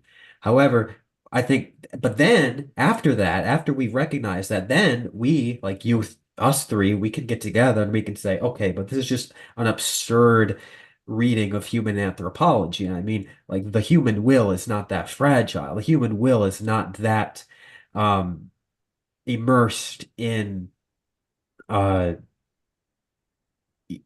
the concupiscible passions such that would effectively uh negate the regular operative use of free will. Because it seems to me that's their fundamental error here is an anthropological one in charting out, like, the precise conditions and circumstances that Let me say the something to concrete would mitigate that, CT, culpability, because I but not think you're on the objective. right track. Yeah. Um, I think you're correct that what they're doing is they are envisioning sort of like this, imaginative theory about a human being who is configured in this situation where their sin doesn't become an act of righteousness, but their plan to continue with it is not as evil as it would be if they were completely free and without Right. That without the psychological inhibitions are so strong that it somehow negates their ability to freely consent. right. So the question is, how do they so when they go to confession, I'll just give you a scenario. I'm Okay. that woman who's remarried and I'm struggling. If I don't have sex with this, the new person in my civil union, he's going to leave me. I'm going to be in a terrible situation. Look, he's bought me, 10 dresses to wear for the next, month, This is getting really concrete. in bed. And I don't plan to fail to cooperate with him in sexual intercourse, but I want to be absolved and I want to go to communion. Can I get those things and plan to get in those dresses and do the thing 10 times in the next month? She has sex in the dresses, or presumably out of them, Or right? how it is. Some people start off that way. Right? Oh, okay. Yeah, but I think we're all agreeing now. I'm just approaching this as a moral philosopher. And what you're looking for is any extant conceptual moral situation whereupon the principle of double effect kicks in, or I don't think it's really about double effect. or whereupon one is incapable of forming the culpable mens rea requisite for doing the subjective part of sin. It's one of the two. Right. I've seen Francis. I don't think it's double effect. I've seen it's Francis. Well, it is when Francis gives the situation of other fault arising from being left. That would have to be double effect. Well, it might not You're be though. not speaking to he's specific It about could it. be He's though, not. like that fault, the awareness of that fault, the awareness of the evil that arises from that fault is so great that it diminishes the psychological capacity to resist the temptation. Now, But again, in neither, but in no situations, no conceivable situations, is Catholic moral philosophy, lest it run foul of consequentialism, another condemned heresy, whereupon one is allowed for life, one is given a carte blanche to go ahead and sin, right? Because the question of being it's the Zika allowed, virus thing. that question of being allowed to sin, um, I think that is the that is the unfortunate consequence of this, but I don't think that is what is formally said. It is in my opinion that it is proposing a philosophically untenable human anthropology, about the will's relationship to psychological states of mind. I And agree. right. Such that I think that practically speaking, number 6 has no real applicability in the real world. Um, but that is, I just want to propose that is a formally distinct question from what is what is that dicastery actually magisterially proposing formally in number 6. Well, I asked you guys both to read. Eric, you respond to this. I asked you both to read Dr. John, what's his name, Dawes or something? John Lamont. Yeah. John Lamont. What do you make of this? Eric first. Familiaris Consortio clearly states what Amoris Laetitia denies. The divorced and remarried who do not undertake to live as brother and sister cannot be granted absolution and cannot be admitted to Eucharistic communion. What do you say about that, Eric? That's a John Paul II. John Paul II. I could say this, that John Paul II, his magisterial policy on this issue, they're not allowed to go to communion if they are not living in continence. The groundwork for that is not so much the subjective conditioning, whether they were actually successfully in mortal sin or if they still reside in the venial sin category. That's not so much the driving propeller behind this, although that takes up quite the force of it. But it's rather that the fact of being in sin, being in objective contravention of God's law, already gives a public display. And so to just receive communion, even if you somehow came and, like classical theists is talking about, imaginatively were able to be in venial sin while continuing in, more exurio, sexual intercourse outside of marriage, you would still not be able to receive communion in JP2's mindset, because it gives a distortion to the truth that the Eucharist is for the penitent and for the person who is publicly turning away from their sin. Eric, that's the first thing you said that I disagree with. I'm looking at 84 right now. I mean, everything you've said elsewise is gold, but no, this is specifically listed by JP2 as a secondary underlying cause for the set aside. He says the church reaffirms her practice, which is based upon sacred scripture, and not admitting to Eucharistic communion divorced persons who have remarried. They are unable to be admitted thereto from the fact that their state and condition of life objectively contradict that union of love between Christ and the church, which is signified and affected by the Eucharist. So it's theological. I agree. Then he says, I don't think you're going to hate this. I'm just saying, besides this, there is another special pastoral reason, less important. This is applied. The first reason is in principle, the reason why they can't. The applied pastoral reason, which if it stood alone, by the way, then maybe it could be set aside still further by Francis. But because in principle, we've already had that one, and it's the primary reason why Familiaris Consortio can't be set aside. So let me just read it. It's objective. Besides this, there's another special pastoral reason. If these people were admitted to Eucharist, the faithful would be led into error and confusion regarding the church's teaching about the indissolubility of marriage. That's just the creation of scandal. That could be actually temporarily abrogated case by case, any kind of running foul. Yeah, because I mean, John Paul II himself abrogated the public scandal of being under the same roof and being.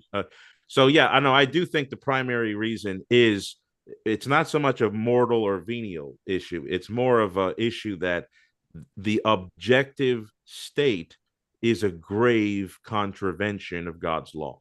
Yes. And that's the first reason why. But I think, which proves it's not pastoral, by the way. Right. That proves it's not disciplinary and pastoral. It is it is an objective contradiction of the union of love between Christ and the church, but and affected by the reception of the Eucharist. The only qualification that I would introduce here is to say that, as St. Thomas Aquinas says, mortal sin alone is what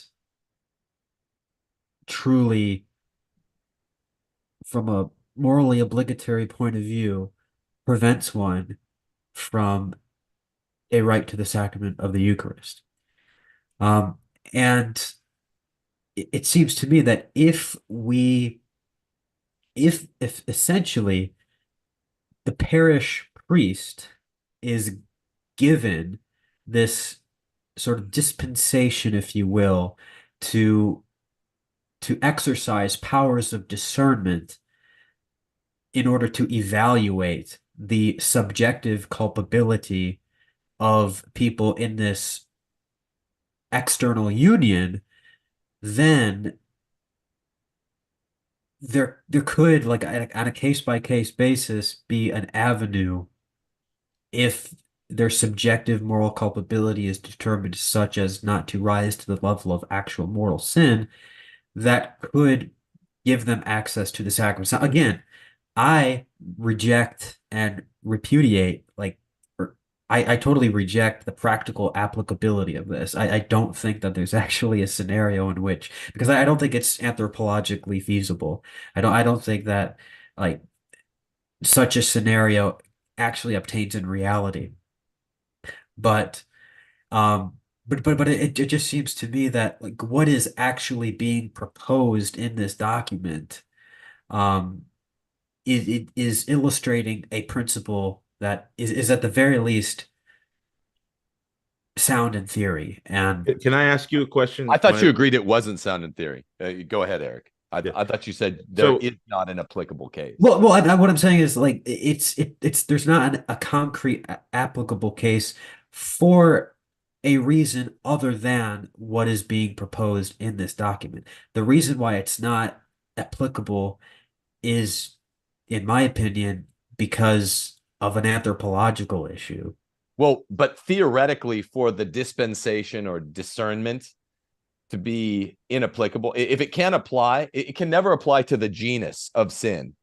It would apply to the species, right? And the problem is the 6th paragraph of the Buenos Aires guidelines and Amoris Laetitia, which it was claimed that is the only correct interpretation of, and the joint document in the AAS now, apply it to the genus of the act. You can forevermore avoid, we're not talking about guideline number 5, we're talking about guideline number 6, special class of people predicated on a theoretically false, inhumane set of circumstances or conditions for the possibility of the lyceity of, for the rest of your life, getting to have sex more uxorio. But it's not about it doesn't seem to be about laicity. It has to do with Well, it does. the discerning powers to get into the subjective state of moral culpability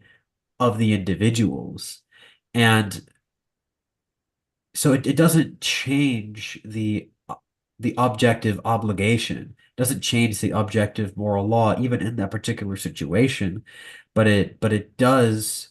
It purports to. I mean, I don't think it really does, but certainly Amoris Laetitia and the Buenos Aires bishop's letter purports to change the situation. That's what Guideline 6 does. It literally says in this special class, Erick just read it, these people can, I mean, all you could do is give permission or not give permission. In this special class of situations, which is not adumbrated very well, they can continue to live not as brother and sister with an adulterer and go receive the sacraments. Erick, you were going to say something. I just wanted to... Yeah, I wanted to ask classical theists that I understand the point you're making where, we're just looking at the theoretical orthodoxy of guideline number 6. Does it have an anthropological cogency besides human reality? But let's just continue in that strain of thought of this imaginative path, right? Okay. So we're not even going to reality, and like you said, you don't think it has real applicability in the real world. But let's stay in the imaginative world. How does a woman go to confession and tell a priest? In other words, what does repentance look like? A firm purpose of amendment look like in this imaginative world?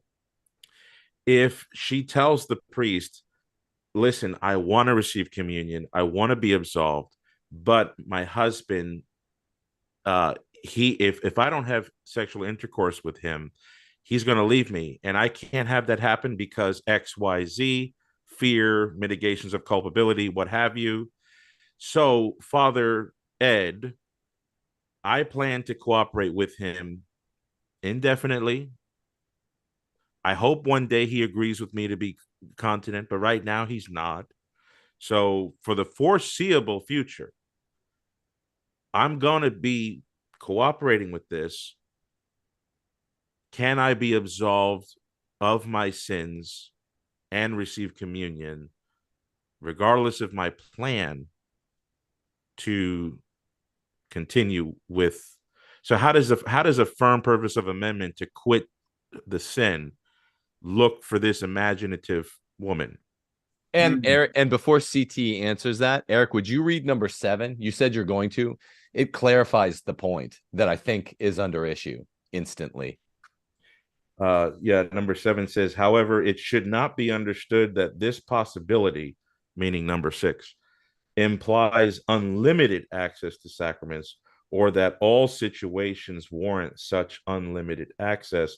The proposal is to properly discern each case. For example, special care should be taken of a new union arising from a recent divorce, or the case of someone who consistently failed in his obligations to the family. Also, when there is a sort of apology or ostentation of the person's situation, as if it were part of the Christian ideal. In these difficult cases, we should be patient companions and seek a path of reinstatement. Yeah, see here, this comes directly from the Casper proposal, 21 years old by the first time they ever went to synod, where he was saying, look, we have to distinguish between the kinds of remarried adulterers. They're not all the same.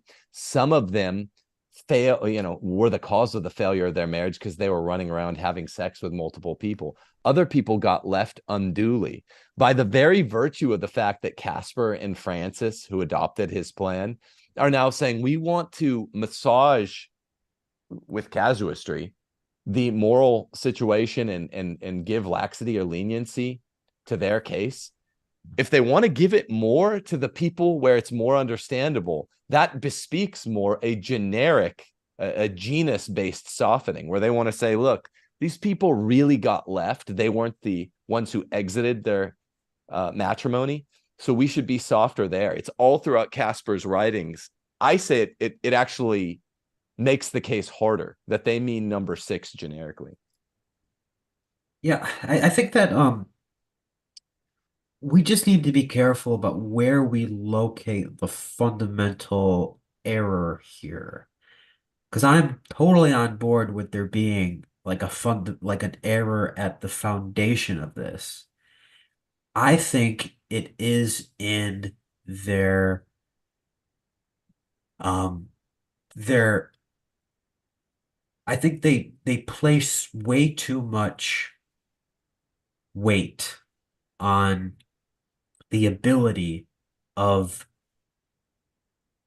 psychological inhibitions to um to directly impact the moral structure of a human act.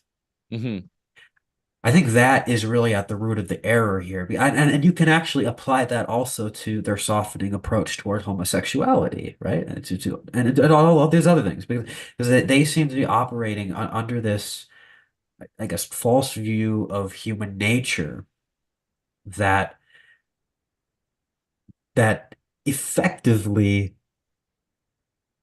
makes like our psychological states.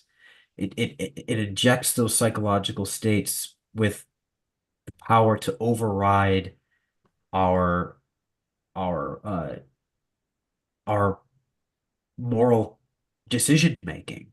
But Just CT, this is an generally speaking. anathematized heresy from the Council of Trent. The precise failure in their conception of anthropology, specifically the free interaction of the will and the intellect, is anathematized in not one but 2 separate canons at Trent. I don't know if Erick, you have those ready made, but they essentially say, let him be anathema who says that through the graces of the Christian life, sacraments and sacramentals, he cannot freely come to the right action. That's one. And then another one is when he says through the grace of the sacraments and the sacramentals. Unfortunately, though, their error is a little bit more subtle than that, it seems to me.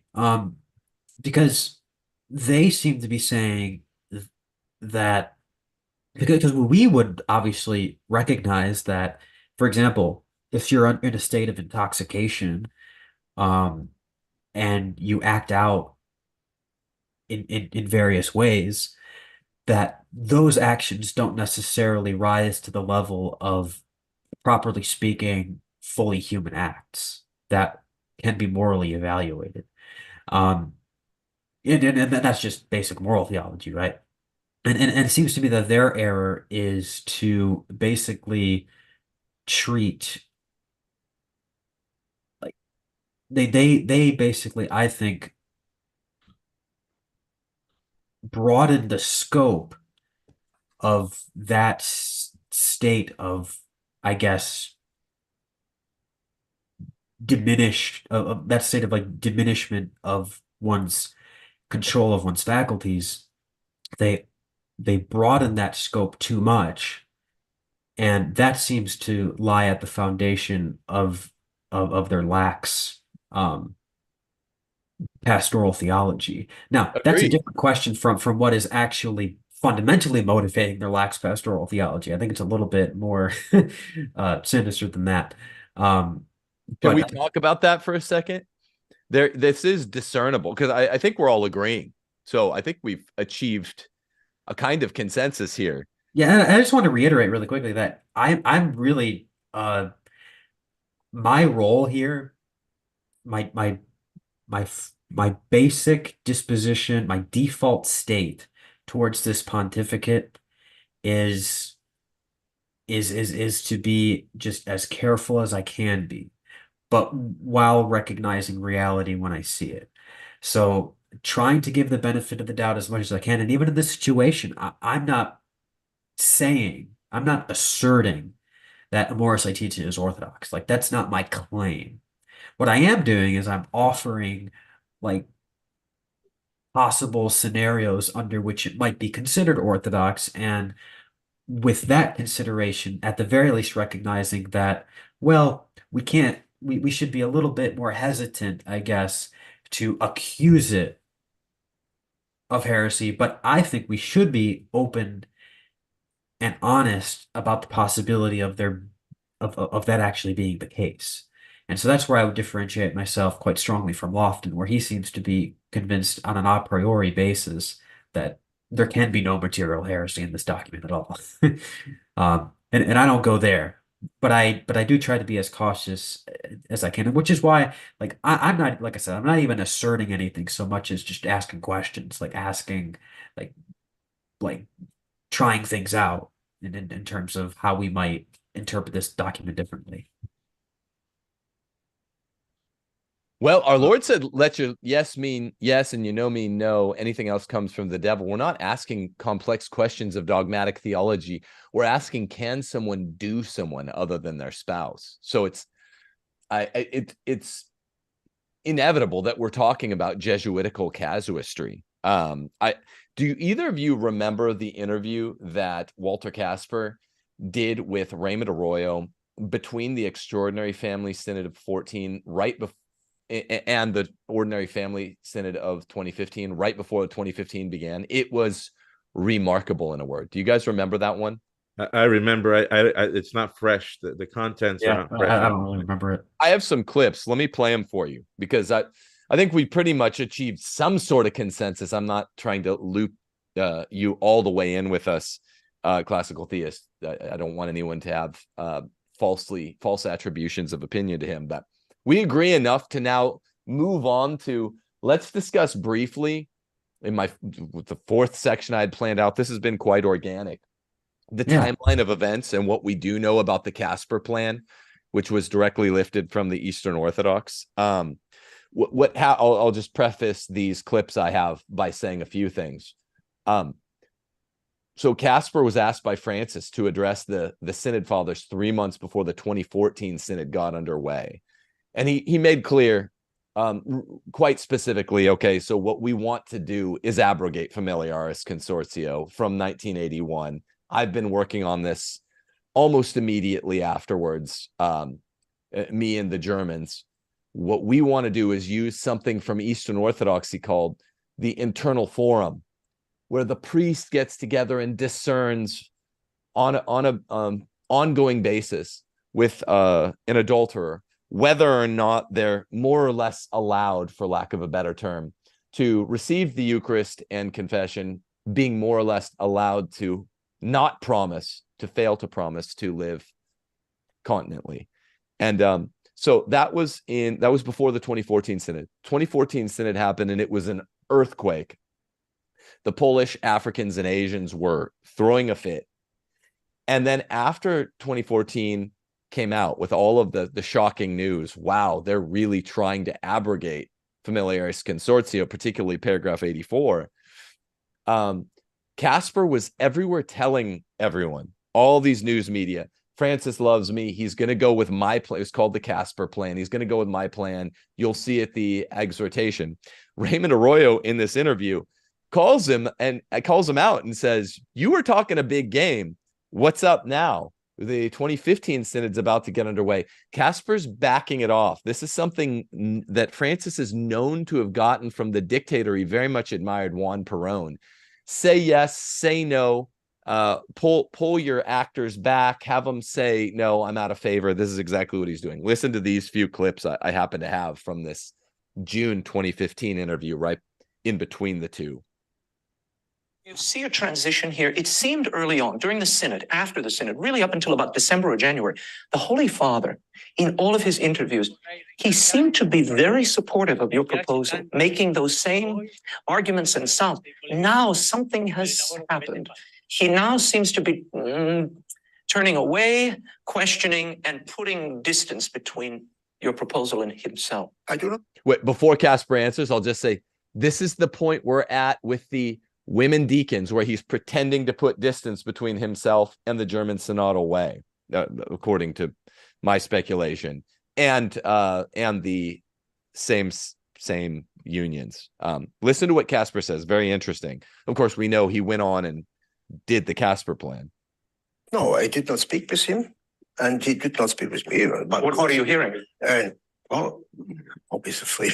It's free, and I'm totally free. I do not know what he wants. I do not know. As you look at the situation now, as you see the African bishops, the Polish bishops, the United States bishops saying there shouldn't be a change in either practice or doctrine. You have people writing, signing petitions, begging the church fathers not to make any changes. Are you still confident that that might happen? Well, it's one side, but there are many petitions also in the other sense, and I know many cardinals, I know many bishops who are more on my side. You think there's more on your side now? I do not know. I do not know. And my suggestion is to find now a formula where the great majority can adhere. Are you working on that formula? No. Listen to what he says in the next one. You do understand when a churchman like yourself, a theologian, an esteemed international figure, a curial official, says, here is my proposal, and the Pope agrees with me. Well, I did not say that does cause some. Well, you did say. I mean, you did say, and the quote is clearly this is what he wants, and the Pope has approved of my proposal. Those are the quotes from the time. He did not approve my proposal. So if the Pope wanted that, I put the question, and afterwards, in a general way, before all the cardinals, he expressed his satisfaction with my talk. But he ended not in the special question. I would not say he approved his proposal. No. Then Arroyo asks him, so did you exaggerate? Here, hold Your on. Eminence, for decades, you have been arguing that there needs to be mercy extended to divorced and remarried Catholics in the form of communion, granting them communion under certain cases. Do you feel you're close to achieving that end now with the Synod coming and where the Holy Father is? This I do not know, because I left it open. I did not want to anticipate the Synod, the decision of the Holy Father, and therefore it's not a firm proposal, there are questions. And I get a lot of agreements, but also a lot of critiques, and there's tensions there. Now I propose to those who prepare the Synod to prepare a text which can get the agreement of the whole great majority. It's the same method also we had in the council. So your proposal was put forward, and it was controversial. He said it's the same thing we did at the council, by the way. He's like, I proposed a text that's ambiguous. It's the same thing we did at the council, so that you get the signatures and then you know what you're going to do with it later. Now listen to what Arroyo says. It's of course it was. But you have said, and I'm quoting you, the Pope approved of your proposal. You said clearly this is what he wants. Do you agree with that still? And are you speaking for the Pope? No, I suppose I spoke beforehand with the Pope. It is not a conference, an academic room. It's an important issue before the cardinals, and he was in favor to open the debate, but not a certain proposal. And I did not ask him what he wants, but he wanted to touch the problem and to open the debate. This he wanted, and this I did. But then I had the impression he was more or less he agreed what he said afterwards to the cardinals. It was not against his opinion, but I cannot say that I have now made the proposal of the Pope. No, because at the time of the Synod, I know there was some reportage where you were saying that you were speaking for the Pope and you understood his mind. Was that an exaggeration, or do you stand That's by? an exaggeration. I was expressing his mind in the sense that he wanted to debate about all these problems. He's for openness and for frankness, and he says it does not help to suppress the questions. I want to explore this a little bit, just so the audience fully understands what is at stake here and what the proposal that we're talking about. It really is a proposal to allow divorced and remarried Catholics to return to the sacraments with some haste, correct? Well, so he wasn't. So now it's a lie. It's like a reflection of a reflection of a reflection of a reflection. He's saying, yeah, I was exaggerating. He really wasn't exaggerating. He's one of the guys that got the Pope elected, very close confidant of the Pope. He wasn't exaggerating. In 2014, he was probably telling the truth. The Pope likes the Casper plan. 2015, he started backing it off. 2016, we get Amoris Laetitia, and it turns out he was telling the truth the whole time. One more transition here. It seemed early on, during the Synod, after the Synod, really up until about December or January, the Holy Father, in all of his interviews, he seemed to be very supportive of your proposal, making those same arguments and sounds. Now something has happened. He now seems to be turning away, questioning, and putting distance between your proposal and himself. I do not know. I did not speak with him, and he did not speak with me. But what are you hearing? Well, Pope is free. It's free, and I'm totally free. I do not know what he wants. Okay, I think you've already heard that part. But I mean, you guys react to that. I'm very, very confident that we have female deacons coming down, and it'll be some middle ordination. I don't think it'll be called ordination. I think they're going to refer to Acts of the Apostles, Susanna and Joanna, which were deacons in the unordained sense. It just means helper in Greek. And I think Francis is going to, after the 2024 synod, he's going to say, we need an improved role for women. They're deacons like Susanna and Joanna, but in a way more important than before. I've said this all along. I've said it for 3 years. I don't think he's going to say ordained. There's a known practice in the Amazon rite where the woman, the wife of a deacon, is very, very close by as the deacon has his hands laid on him by the bishop. I think there's going to be an ambiguity, much like the footnote at Amoris Laetitia. And already the Pope is contradicting the CDF on the liceity of blessing union. So what's ironic about that is he would have to reach out his hand from the pre-Vatican II days and take out minor orders again in order to minor orders in order to do that. But it's a good point. Just wanted to make that comment. It's a good point. What do you think, Eric? About what Casper said? About what Casper said in between, when the question had been introduced and before we had a fixed disposition on communion for the divorced and civilly remarried. Now we do. Amoris abrogates familiaris. I'm saying it's very similar games we're seeing now.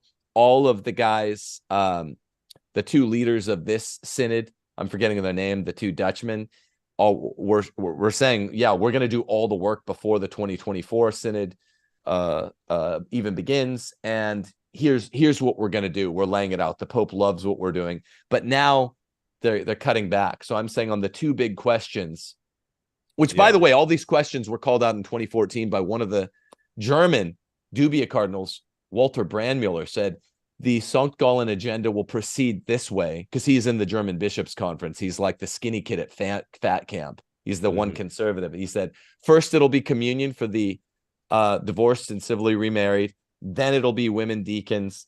Then he thought it would be very pro-body. That doesn't seem to be there. Then it'll be intercommunion with the Lutherans. That Cardinal Brandmüller said that in early 2014. I don't know if either of you knew that. But he knew the plan. I recall how, and correct me if I'm wrong about this, but it's on my mind. The final speech that Pope Francis gave at the 2016 synod, where you could get this sense that he was very unhappy with the collisions that were taking place from conservative cardinals and bishops in the synod. So the 2015 synod. 2015, that's right. Morris came out after that. So it seems to me like he used to call Walter Casper like a phenomenal theologian. I remember one time he was at a Lutheran cathedral, I believe, and it was in Germany, and Casper was there, and a woman who was a Lutheran basically just asked the Pope, says, look, my husband's Catholic, I'm a Lutheran, can I receive communion? And Pope Francis said, well, I hesitate to answer a theological question like this in the presence of Cardinal Casper, because he does theology on his knees. In other words, he looked at Casper as a true theologian in his mind, right? And then in the mold of his recent motu proprio, right? And he basically tells the woman, not yes, not no, but kind of like a suggestion for her to figure it out, And so it seems to me like Pope Francis probably liked the Casper proposal at first, but he saw that it was going to be from a position of managing the church simply unfeasible in light of the hard appeals that were coming from the group that had appealed. They had written a text that was going against Casper's proposal, and since classical theists said it, I'll also say it. I'm not one to, I've written about Amoris Laetitia quite frequently. I'm actually not one to say that it is definitely heretical. Okay. However, what I will do to somebody who is defending it as orthodox is I will simply ask these questions that I've been asking. How is number 5 and number 6 not a reversal?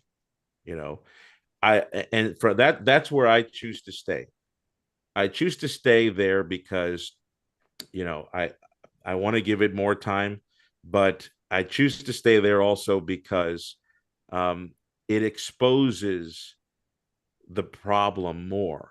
And I think it's going to vindicate those who were withholding their assent to this pastoral program of in Amoris Laetitia. I mean, even guys like Dr. Matthew Levering, you know, his Right. book, Levering, yeah, on the indissolubility of marriage, Amoris Laetitia in context.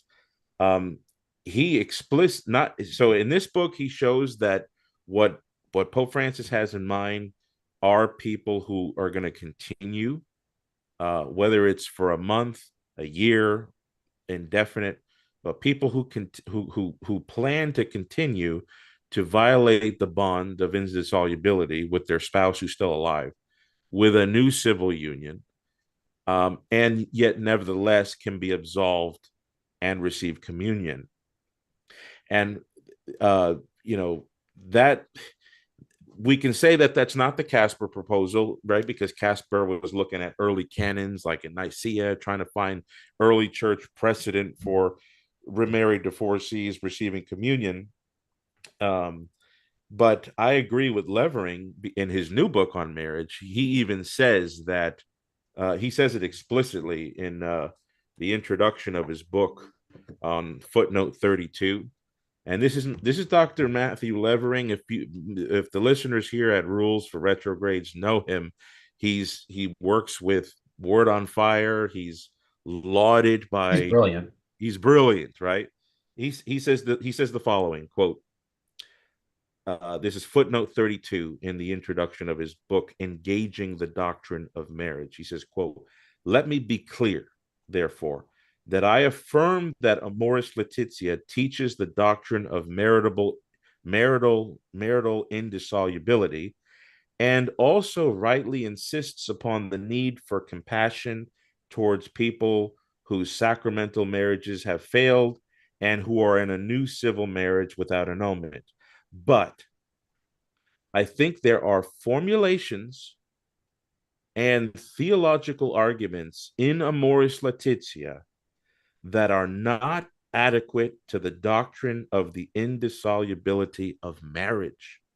Furthermore, the new pastoral strategy regarding Eucharistic communion, that's the Buenos Aires guidelines, that new strategy regarding Eucharistic communion runs counter to the reality of marital indissolubility, as I show in my book," close quote. So that's this book that he's referring to. Sounds like a bunch of evil suspicion to me.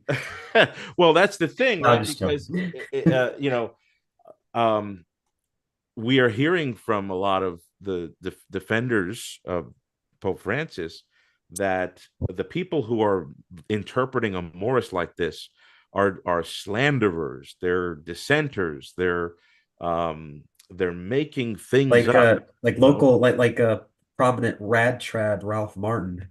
right? And Right. and the thing is, Levering, he just goes, he reads Amoris, he reads Tucho Fernandez, who basically ghost wrote it. He reads Cardinal Francesco Coco Palmerio, Casper, Cardinal Schönborn, all the guys that Francis pointed to as light towers. You know, these are light towers for what Amoris Laetitia means. And so how dare we say that we have, you know, we're reading it wrong when we're looking at all these pillars that Pope Francis has pointed to. I mean, he said, look, if you want to know what the Orthodox reading of Amoris is, look at the Buenos Aires guidelines and look to Cardinal Schönborn. Well, if you look to those two, that one subject and that figure, that's why Levering, I think, is the best source to go to, because you can't call him a rad trad. Yeah. And yet at the same time, I do want to make it clear to Tim, and I thank you for having me on, that I don't want to be on the record as someone accusing the Pope of heresy. However, I don't see how somebody can defend the orthodoxy of Amoris Laetitia. I'm not sure what that liminal space is. I would say, I think this is probably just a temperamental difference between those who go down the path of philosophy and theology. I would just urge everyone to learn to take a symbolic logic class, propositionalize your truth claims, use truth tables, Venn diagrams. Lots of real life scenarios can be susceptible of truth tables, Venn diagrams, particularly symbolic logic, and just you could test whether or not in symbolic logic, whether or not your claims are, there's not as much liminal space between, there's not as much daylight, as they say, between saying, well, this is either at least materially heretical, and say, there are no non-heterodox interpretations that this is susceptible of.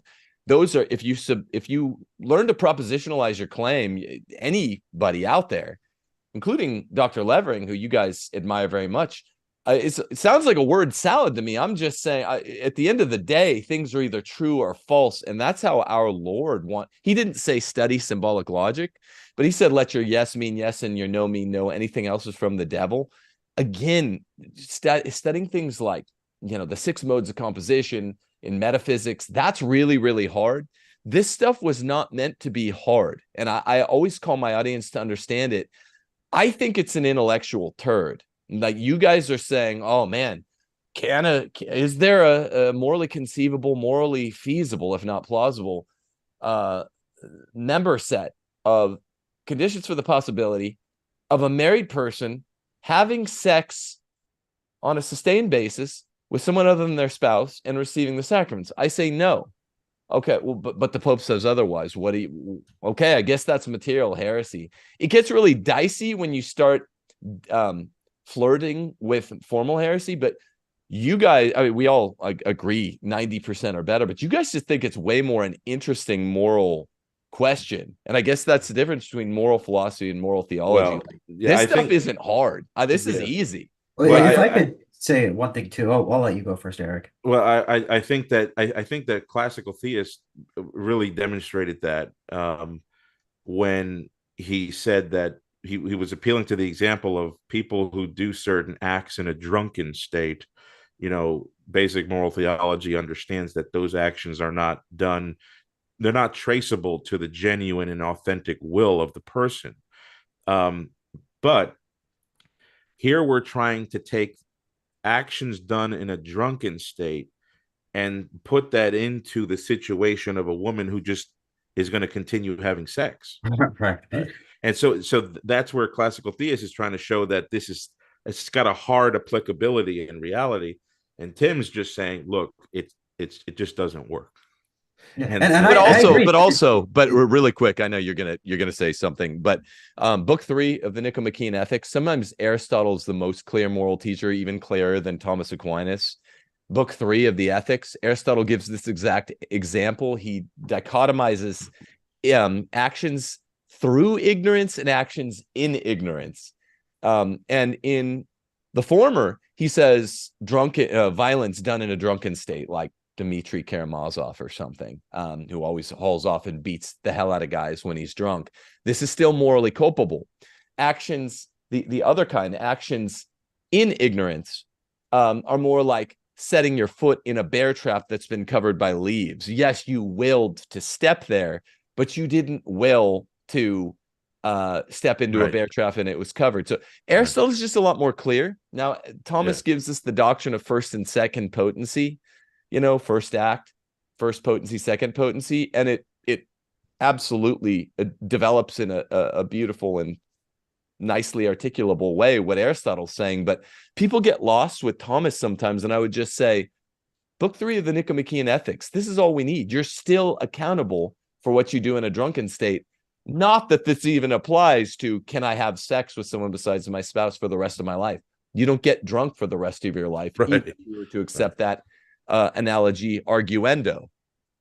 That's how I'd respond. CT, what do you say? And just one thing about that, I mean, that gets back to the problematic anthropology that they're operating under, because it's like they have an anthropology that takes the mitigation of moral culpability that is founded within that drunken state, and they just expand it to any kind of just difficult psychological inhibitions or psychological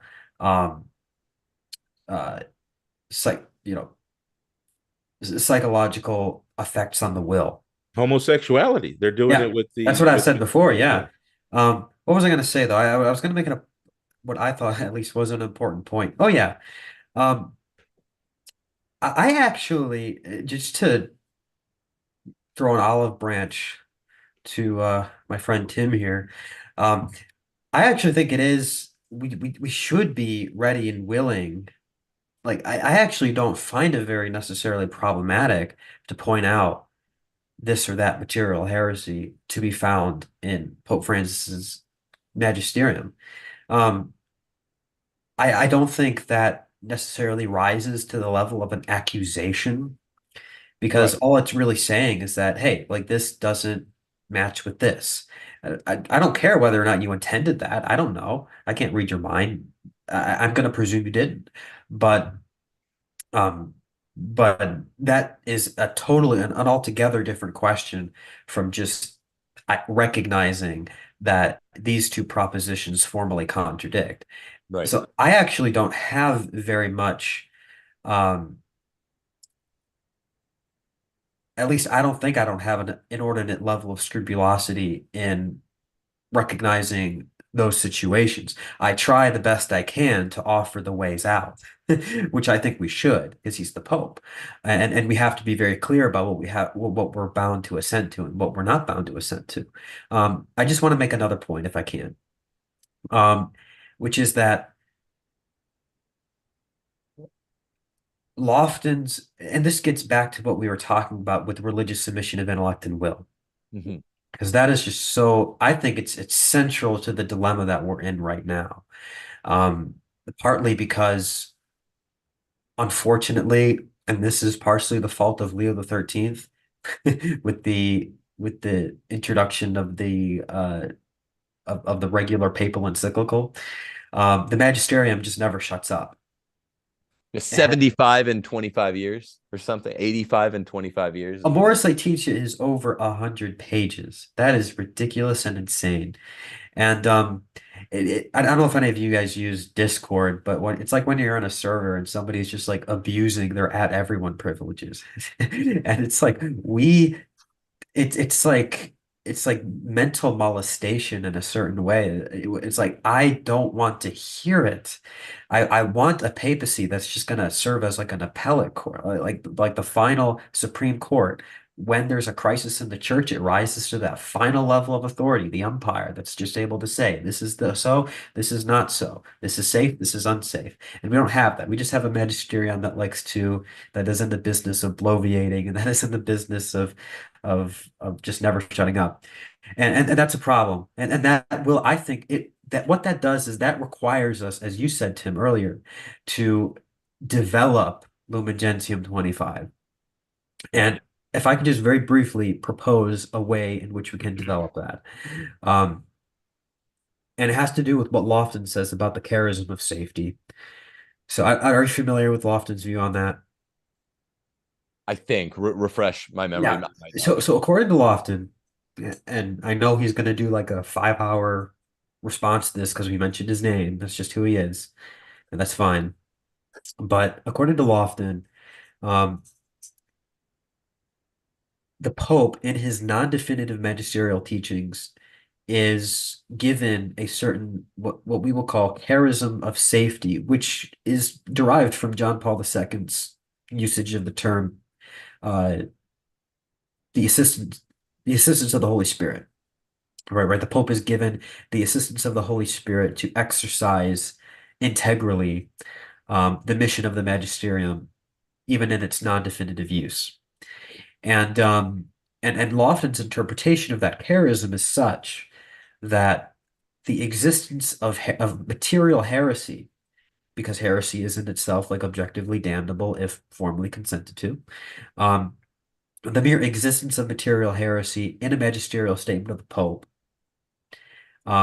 is itself sufficient to undermine the indefectibility of the church.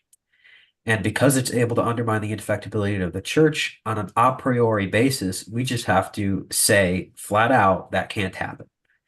And that's why, and I think he would deny this, but I don't think anyone can really deny that. That's why he's so ridiculous in terms of stretching interpretations beyond what is reasonable, because he's forced to do that because of his a priori assumptions. I say we don't have to go there because, in my view, and we can still hold to the charism of safety under my view, which is that if the Pope attempts a materially heretical teaching in his non-definitive magisterium, we would know that because it has already been contradicted by the definitive magisterium.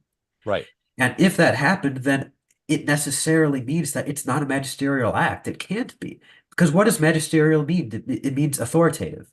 Like, that's what it means. You can't do something authoritatively if it's overruled already. Like, that just doesn't make sense. It'd be like if it'd be like how if a pope attempted to like ad lib a Eucharistic prayer.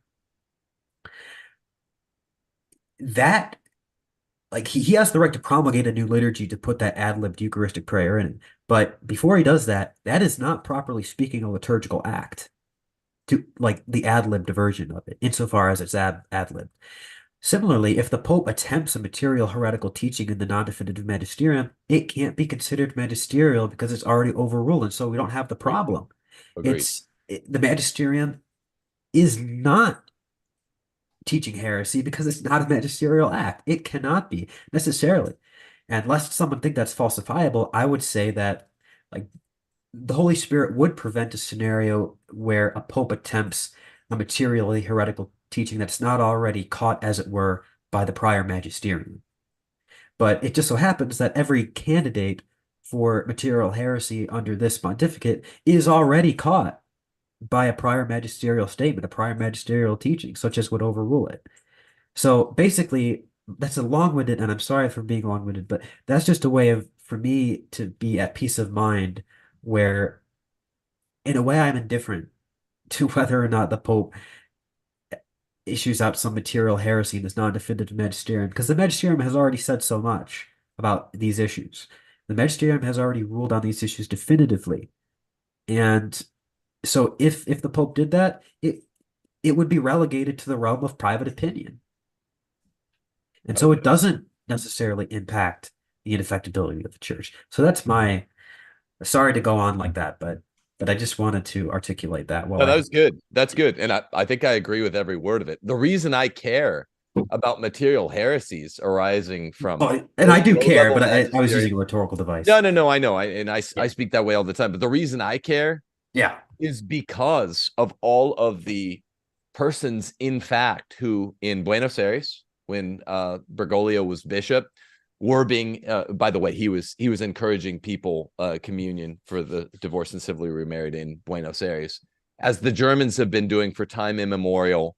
Liberal places around the world have done this for time immemorial. I studied at the Greg with Peruvian bishops and bishops from like 6 continents, all around the world. After the council, they've been doing this stuff. They've already been blessing Skittles unions.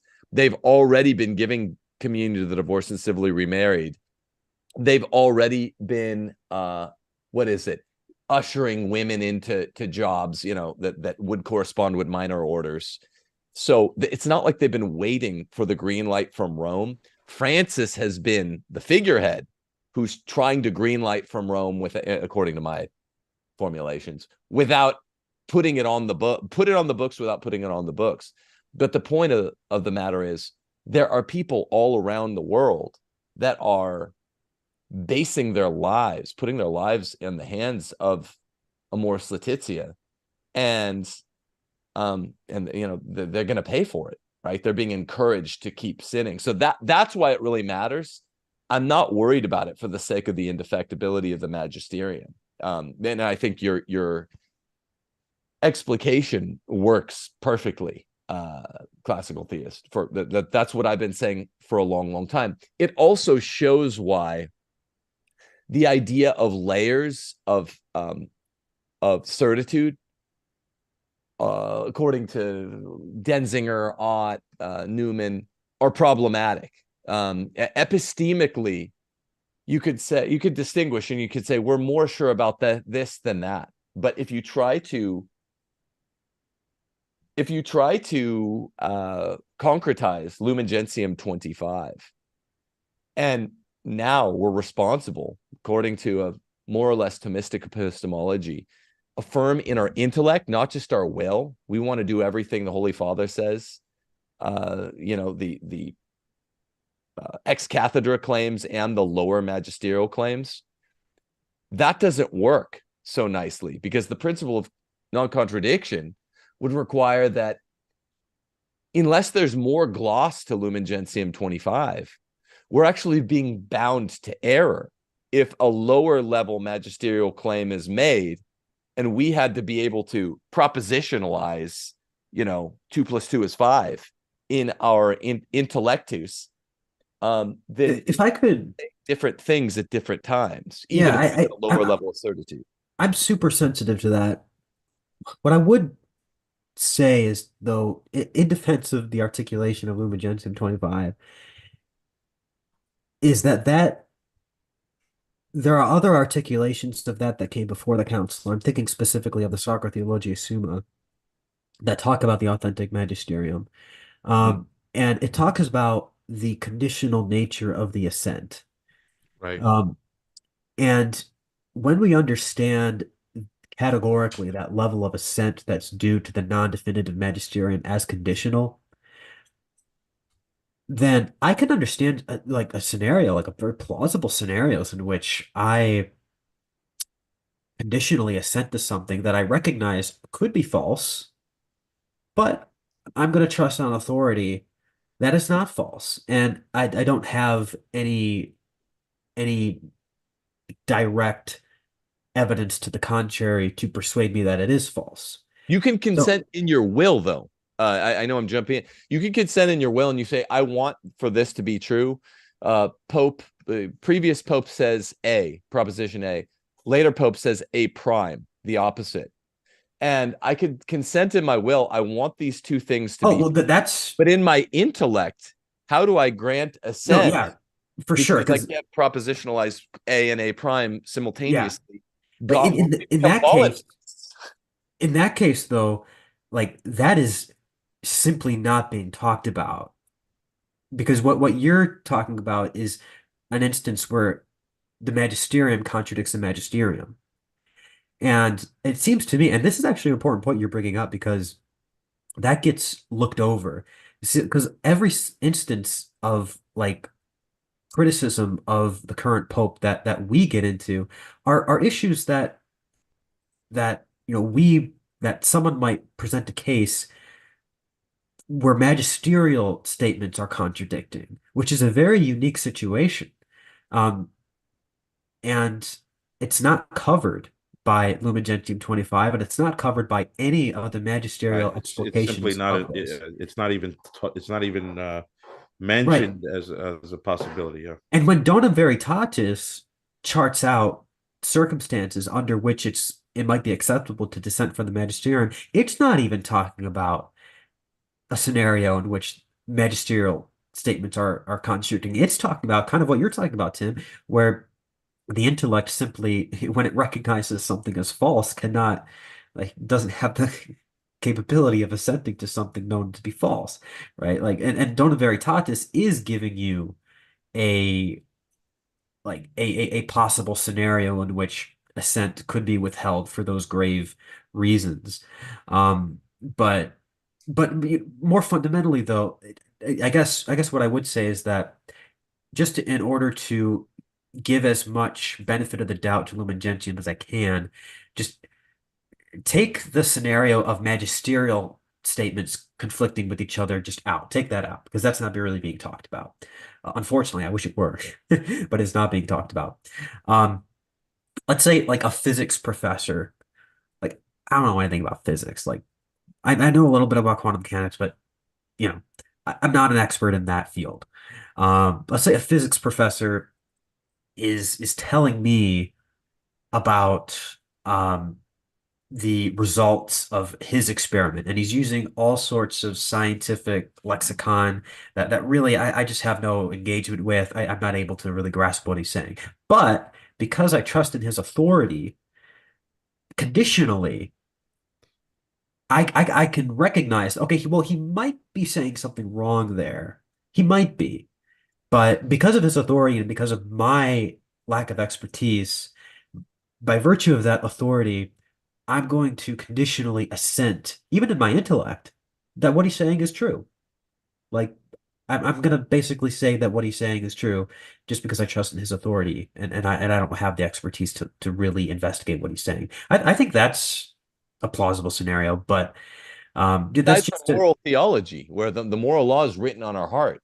When you have a pope saying, remember, the natural law only applies to human beings. We're talking about the good and flourishing for human beings. So for a bull to eat, I don't know, a human being is not morally wrong. For a human being to eat another human being is morally wrong, which is why when we say that Francis fails to adequate anthropology in a morally plausible way with any conceivable human moral scenario, we're actually saying something about theory, not just about practice, because it might be plausible for a bull to do something that a human being performing the exact same action would not be committing a sin. But for all human beings, X doing Y action, in this case, adultery, we've been talking about it all night, is always and everywhere wrong.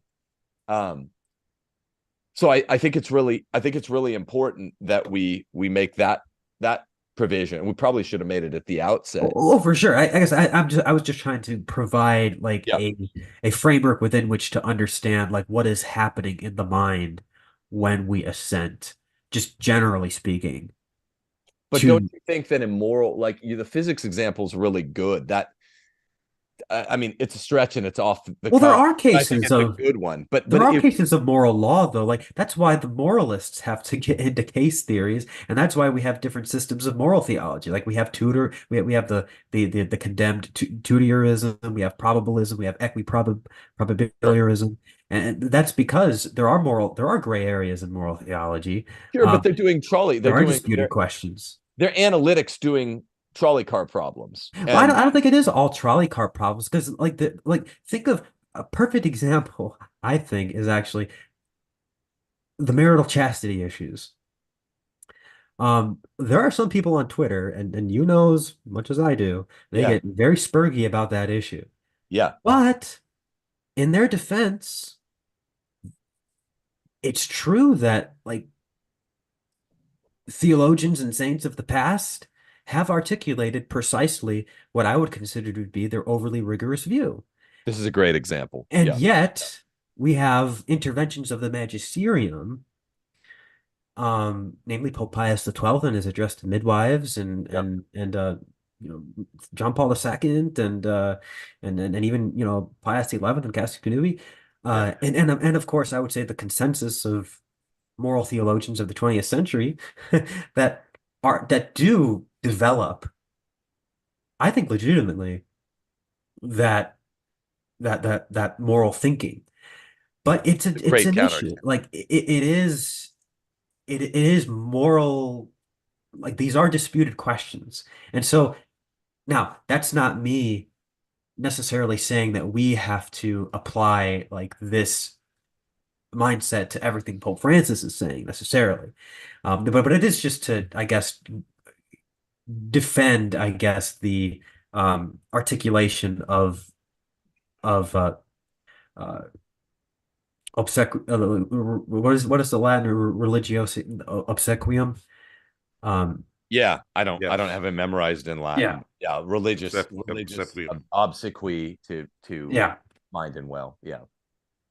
Yeah, I'm just saying it doesn't apply here to such a big, obvious, generic question as can you do someone who's not your spouse? That's a great counterexample, though. Well, I think you're actually onto something there because again, you're referring to a situation in which there is a case to be made that there is a conflict within the magisterium itself. And and that's a scenario that's not addressed by any of these articulations of religious submission of intellect and will. Like, in fact, the magisterium, actually, I correct myself, and this is actually pretty important in my opinion. The magisterium has said something about this in the person of John the 22nd in his retraction bull. In his bull, where he issued that retraction of his view on the beatific vision, he says very clearly, like, if I, in my teachings, in my formulations of doctrine, in my and this is obviously getting into magisterial waters here, that he's not just talking about his private opinions, which his beatific vision controversy was about. He's saying that if I, in my formulations of doctrines, in my preaching, have taught something that goes against like the definitive teaching of the church, I retract it. And so that's John the 22nd acknowledging the possibility of a member of the magisterium attempting a materially heretical teaching. So again, that's it. We actually have a magisterial example that vindicates that as a possibility. Is that the immediacy of seeing the beatific vision versus the non-immediacy, chronological immediacy? That's the context. Like, Yeah. that's what it's contextually about. I bring this up and everybody tells me that, oh boy, but they're missing the point because he's actually talking about a hypothetical here that's broader than that issue. Yeah. There's so much more I wanted to do. CT, there's something I want on the marital sexual ethics thing. There's something I actually want to run by you, not publicly. That's very, very interesting, but great counterexample. But Erick and both of you, want to give you a last crack at it. I wanted to talk a little bit about annulments, which, remember, Francis magisterialized the annulment process that the USCCB, the new norms, the 3 new norms that the USCCB gave us in 1971, like a few months before the First Family Synod. He basically gave the world, the world of the church, the absurd American norms that the USCCB gave in 1971 that made their go from like 300 annulments in 1968 to like 20,000, eventually 60,000 the very next year. JP2 had rejected this in his Code of Canon Law in 1983. All of the other world and national bishops' conferences had rejected it until Francis magisterialized that with a document right before the First Family Synod came out, which makes this whole thing even stranger because basically now no one can't get an annulment. If you look at the chronology on this, I did a great show on it, I think, yesterday. I feel very satisfied with the show I did on the chronology there. So why is he even talking about the divorced and remarried who can't get annulments? Everyone can get them. In many dioceses in America, they've never denied one. Did you know that? So that makes it interesting. I had a full timeline. It's pathetic. It's Catholic divorce. I loved your tweet, CT, about don't be triumphalistic. You know, when Catholics are talking to Anglicans and Anglicans are like, we have divorce, you guys do too. It's like, since 1971 in America, they've been right. The Roman Rota overturns 95% of American divorces. And it's Catholic divorce, what the USCCB did in 1971. And Francis extended that to all the church in 2015. I want to give you guys a last crack at it, just by you talk about 2 things each, and that'll be it, because I have to go eat and I'm about to start coughing. That's been going for a while. So Canon 212, say a word about Canon 212, and then also this is kind of me responding, not in a snarky subtweet way, but directly. I think I sent it to you, classical theist. After you made that tweet about like I've kind of backed off my Francis critique because I don't want to be like a tradcon boomer. I was like, okay, so here's the two main contingents of hyperpapalists in the church in late 2023. I said, number one, there's Zoomer neophytes to the church, new converts, who entered the faith during and after COVID, which meant in toto, after all these things, the family synods of 2014, 2015, which I watched very closely, Daniil's revelation of the Gaulen Mafia in late 2015, where he admitted, look, we're a Gaulen Mafia. Me, Cardinal Casper, Cardinal Martini, we all had been planning to get you a Bergoglio pontificate by having these meetings once a year, starting in 1996. We said there's only one bishop extreme enough to do the Gaulen agenda, and his name was Bergoglio. Amoris Laetitia, they came in after that. The Amazon Synod Pachamama scandal came in after that. Cardinal McCarrick's cover-up by Francis in the fallen summer of shame in 2018. And many of these Zoomer neophytes favor civil governmental executive imperialism in civil government. So they figure, well, they have to analogize to an imagined ultramontanism, right? If you don't have it in the church, you can't have it in civil government. This in incredibly energetic, expansive executive power that they imagine would be good for civil government. Well, if you don't have it in the church, where you have to have a muscular monarch running things, well, then you definitely can't have it at the level of civil government. So we have to say basically everything Francis says is like an ex cathedra statement. So that's what I say is the main hyperpapalists that are young in the church. I say the older hyperpapalists are the second group. They're boomer, Gen X, and millennial longtime Catholics who never stopped listening to Catholic answers, never got weirded out in all the Pope's splaining, even during all of these actions. Okay, so Erick, you go first. First off, just, if you will, say what you think about Canon 212, and then react to my characterization, it's mine and mine alone, of the hyperpapalists in the church now. I say they're all in one of those two groups. I don't know where you'd throw Lofton, but by the way, Canon 212 is the Christian faithful are free to make known to the pastors of the church their needs, especially spiritual ones, and their desires, according to the knowledge, competence, and prestige which they possess. They have the right and even at times the duty to manifest to the sacred pastor their opinions on matters which pertain to the good of the church and to make their opinion known to the rest of the Christian faithful. A lot of these hyperpapalists act like Canon 212 isn't a thing, where we're just saying you can't hold A and A prime and expect us to adequate ratio to intellectus. Erick first, then classical Theis. Yeah, I think obviously the canon is well constructed, and it starts off by speaking about the duties of the Christian faithful to their shepherds, but then it does speak about the possibility or even the duty of the church, the even the laity, depending on their stature, could have the duty to make known publicly their concerns for the well-being of the church. And I think that goes a great distance.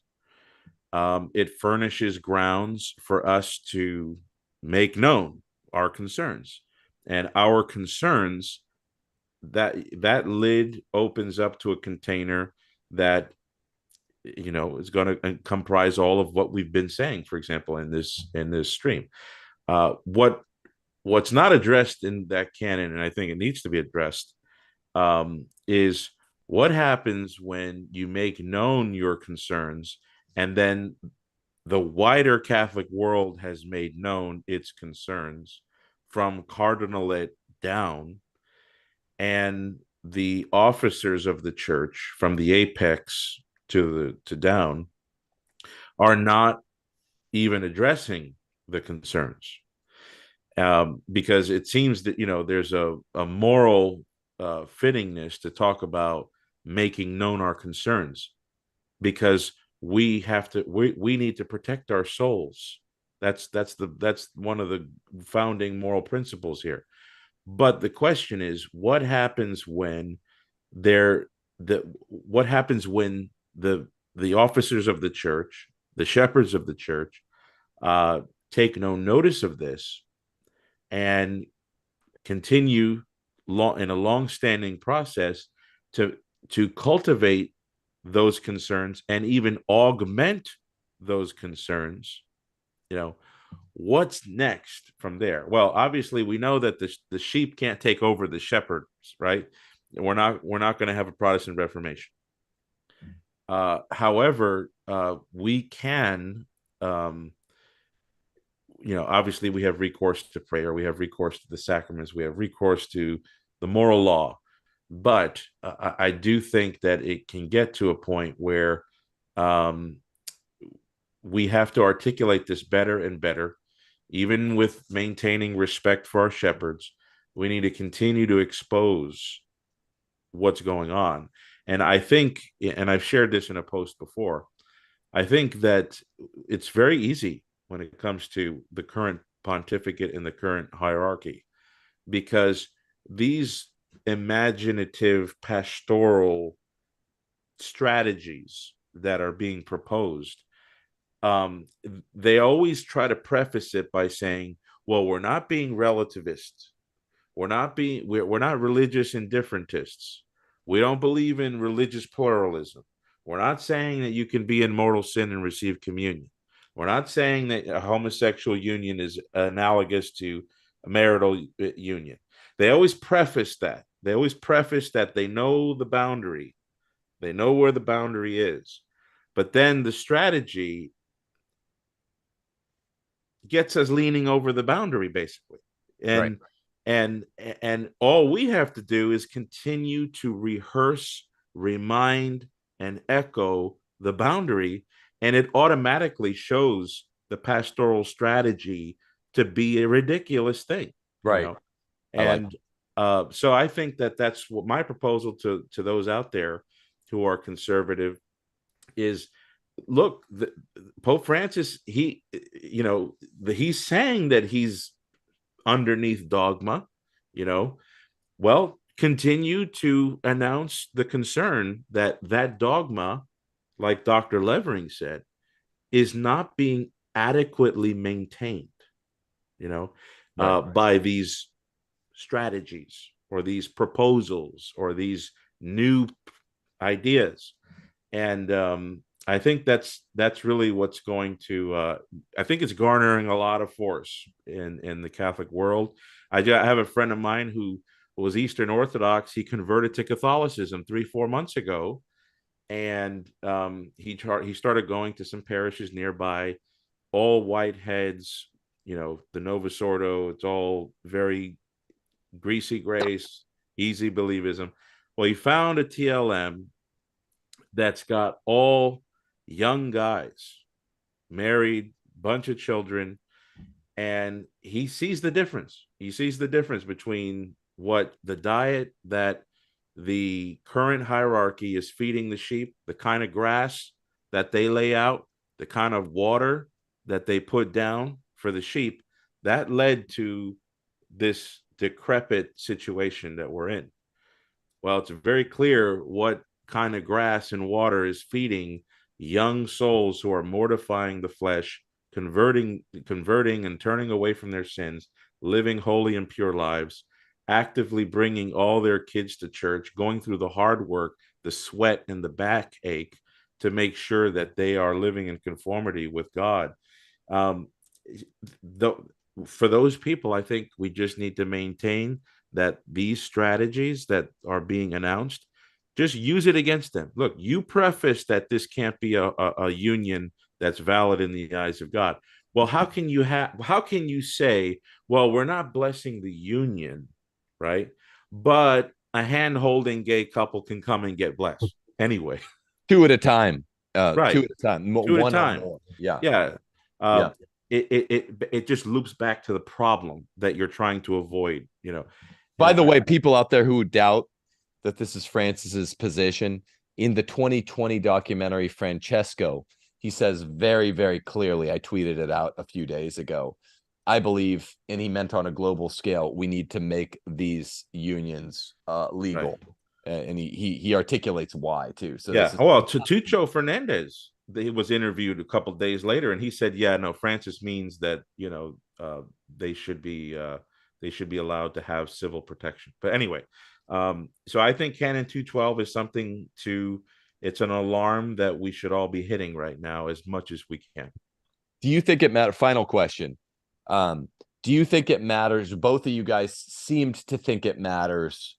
This might be the difference between a theological temperament and a philosophical one. When you're objecting under the auspices of Canon 212, does it matter much whether you say, Your Eminences, or even Your Holiness, you averred proposition A, whereas here's my moral calculation and A prime seems to be true? Or does it matter whether you say, you know what this means, you asserted A prime seems to be demonstrably true through formal demonstration, therefore I'm going to stick the conclusion on this is at least materially heretical? CT seemed to agree with me.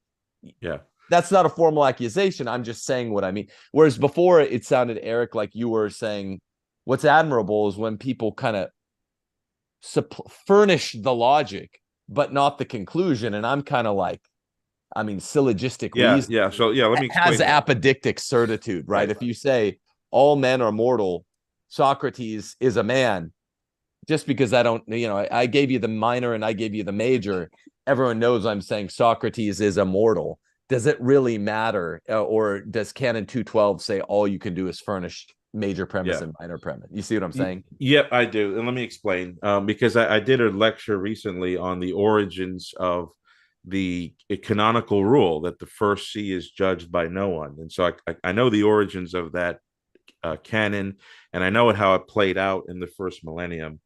There are canonical injunctions that do say that they basically imply that even if the Roman pontiff were to utter something that is materially heretical,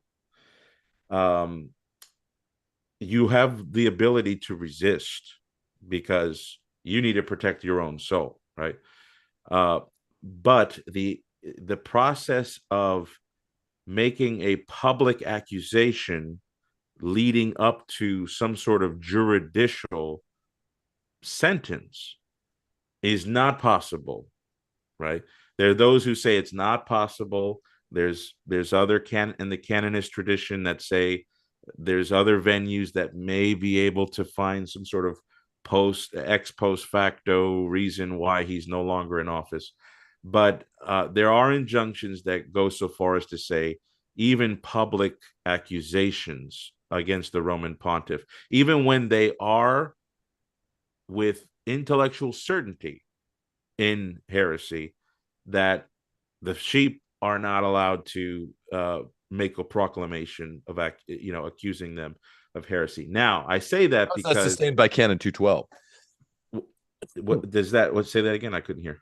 I said, how is that sustained by Canon 212? Because presumably, when you say I have an issue with you, Holy Father, saying 2 and 2 is 5. Here, I fixed it for you. It's really 4. Yeah, that seems like we're being invited to propose that. And the stronger proposal is that which justifies itself. Yeah, and like I said, those canonical injunctions were made during a time where the Roman pontiff had a very good track record for centuries. Right. I think we're in an era now where we've realized, okay, we've already developed layers of magisterial expression. I think we need to look at the layers of lay concerns that can be, made public. And so I would say that I feel safest making a case that what is uttered by Pope Francis is next to impossible to reconcile with the former, with the tradition. In fact, I can push that and say, I think it's impossible. but to announce that he is formally heretical, I don't think, that's something else. But to say that what he's saying is material, like the matter is heretical, it seems to me like that may be licit and valid, because there's already a recognition that you can resist when a Roman pontiff is promulgating a false opinion or a false teaching. That comes right out of the Council of Constantinople, 869. That's not me. That's not a deduction. That's something that has been said before. Well, if you can resist errors, that means you can recognize error. And if you can recognize error, then if you have to give an account for why you're resisting it, then you have to give the logic for why you are resisting it. Right. And then that doesn't even necessarily rise to the level of an accusation. Right. Right. And then that's one thing that I wanted to say, which is that Canon 212, and the thing that it says after what you quoted is, of course, that qualification that it has to be done in a way that is reverent and respectful, and and of course operating under due charity, and that's really important, right? Because that's basically characterizes my disposition, at least the disposition that I would like to cultivate within myself, which is that, and this is what I would recommend to people, that if you're going to criticize the Holy Father publicly, you had better come with the receipts ready in your hand. They had better be airtight. Right.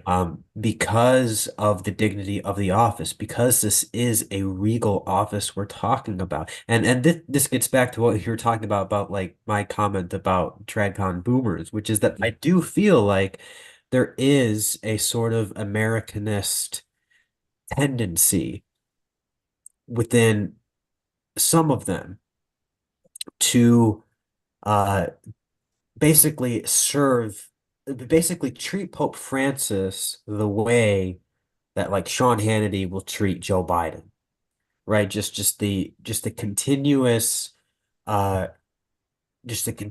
critique, the continuous criticism, the never-ending complaining. And we just can't, we don't have the luxury to operate under that mindset. We don't have the luxury to act in that way, because this is not the realm of the profane. This is the realm of the sacred. And so when we do apply Canon 212 to our circumstance, as we should, we do have to be very mindful and cognizant of the attitude that we are called and obligated to project into the world, into the public, which is an attitude of reverence and respect toward the Pope, even while we're pointing out areas in which he is like neglecting his duties. That has I don't say that because I like Pope Francis. I don't have any personal affection towards him, I gotta say. It's more out of a sort of self-interested desire to preserve my own soul, to save my own soul. Right. And that's what motivates my hesitancy when it comes to publicly criticizing the Pope. All of that being said, I totally agree with what you said, Eric, which is that recognizing material heresy, and I'm not even saying I'm fully and definitively there yet. I'm just saying that, like, I think there are plausible candidates, and I'm totally okay with discussing those out in the open and acknowledging the possibility that they are materially heretical statements. I'm totally open to that possibility. But that doesn't rise to the level of an accusation necessarily. That's what we don't have the competency to do, to elevate that to the level of a formal, like, accusation of a formal heresy on part of the Pope. We don't have that competency. And so we should refrain from that. We should always presume innocence, even as we acknowledge that his pattern of behavior is reflective of somebody who doesn't really care all that much about orthodoxy. I think we can say that much. But in terms of formally accusing him of actually being like a formal heretic with pertinacity, right, right. I'm not going to say that. But pointing out statements that he's made, like magisterial statements that he's made, that definitely pause, pause. They definitely uh, present themselves as possible contradictions to the definitive teachings of the church. We could talk about those openly, so long as we're clear that we're just matching up statements here. We're matching up propositions and then discussing how do we react to the various set of scenarios that ensue from how those propositions match up or don't match up, right? Like that's what we're really doing here. And we're totally open and free to do that. And that's where the Loftons of the world are wrong. Lofton will frequently conflate pointing out one of these candidates for material heresy with a formal accusation of the Pope as a heretic. Those are two totally different things. And I think we all recognize them as two totally different things. But again, just to close off what I've been saying, this you have to have the receipts. You have to be public about having the receipts. You can't speak offhand about this. You have to be very careful about what you say about the Pope publicly. I just want to emphasize that just for the sake of all of our salvation, right? Like we do have that obligation, but we have to, but it's also not charitable, as you said to him earlier. It's not charitable to lie. Okay, like look, we're not positivists. Right. We're not but positivism is if not formally condemned by the church, it is a totally it's a theory of law that's just utterly foreign to Catholic thought, right? Like we're not magisterial positivists. So so if there are candidates for various statements of the Pope possibly contradicting definitive church teaching, we don't have to just we don't have to act as if our obedience is only and solely due to the current Pope because he's the current Pope. This is like a spotlight theory of the magisterium that I see floated around by people like Austin LaVey and like Tony Annette and people like that, like where they have this notion in their heads that like we're only bound, we only have a duty to obey the current Pope and only the current Pope, and because he's the current Pope. And that's not true. The magisterium of Pope Francis is just as living as the magisterium of Innocent III, the magisterium of Leo XIII, the magisterium of Pius the 12th and Pius the 9th, etc. Like it's all one continuous body. And so if there's any discontinuity with between what the current Pope says and what the past popes have said, it doesn't have any difference in terms of whether he's the current pope or whether he's the past pope. It has to do with which of these statements are cohere with with the actual definitive teachings of the church and which do not. Right. Yeah, the principle of non-contradiction abides, and we should not be overwhelmingly biased toward 266 over 1 through 2. If anything, it's the opposite. Like it's if anything, yeah. like we yeah. Agreed. Now, two test questions, then we're out of here. Number one, just yes or no. If Francis had said publicly in his own voice, whether or not he taught it, what he said privately with the kind of filter to Eugenio Scalfari, that Jesus was not God while he was man, would either of you be willing to up the tenacity of what's allowable critical tone? A, and then B, so that's question A. B, these are the last two, then we'll get out of here. Is it conceivable for you, CT, or you, Erick Ybarra, that a man, in this case, Mario Bergoglio, or Jorge Mario Bergoglio, or any man in the future, takes the chair of Peter with the intent to make a mess, which Francis said that was his intent, and really cause confusion, sow discord, sort of undo the church. Is it conceivable, since we're operating with those limits? We're not saying it was Francis. We couldn't define whether that would be him, but is it conceivable from a munus perspective, qua the papacy? So question one is yes or no. Question two is yes or no. The first question was if he taught that to Scalfari, or said that to Scalfari. If we cut out the middleman, because that was the trick, right? Say it to Scalfari and do all these interviews.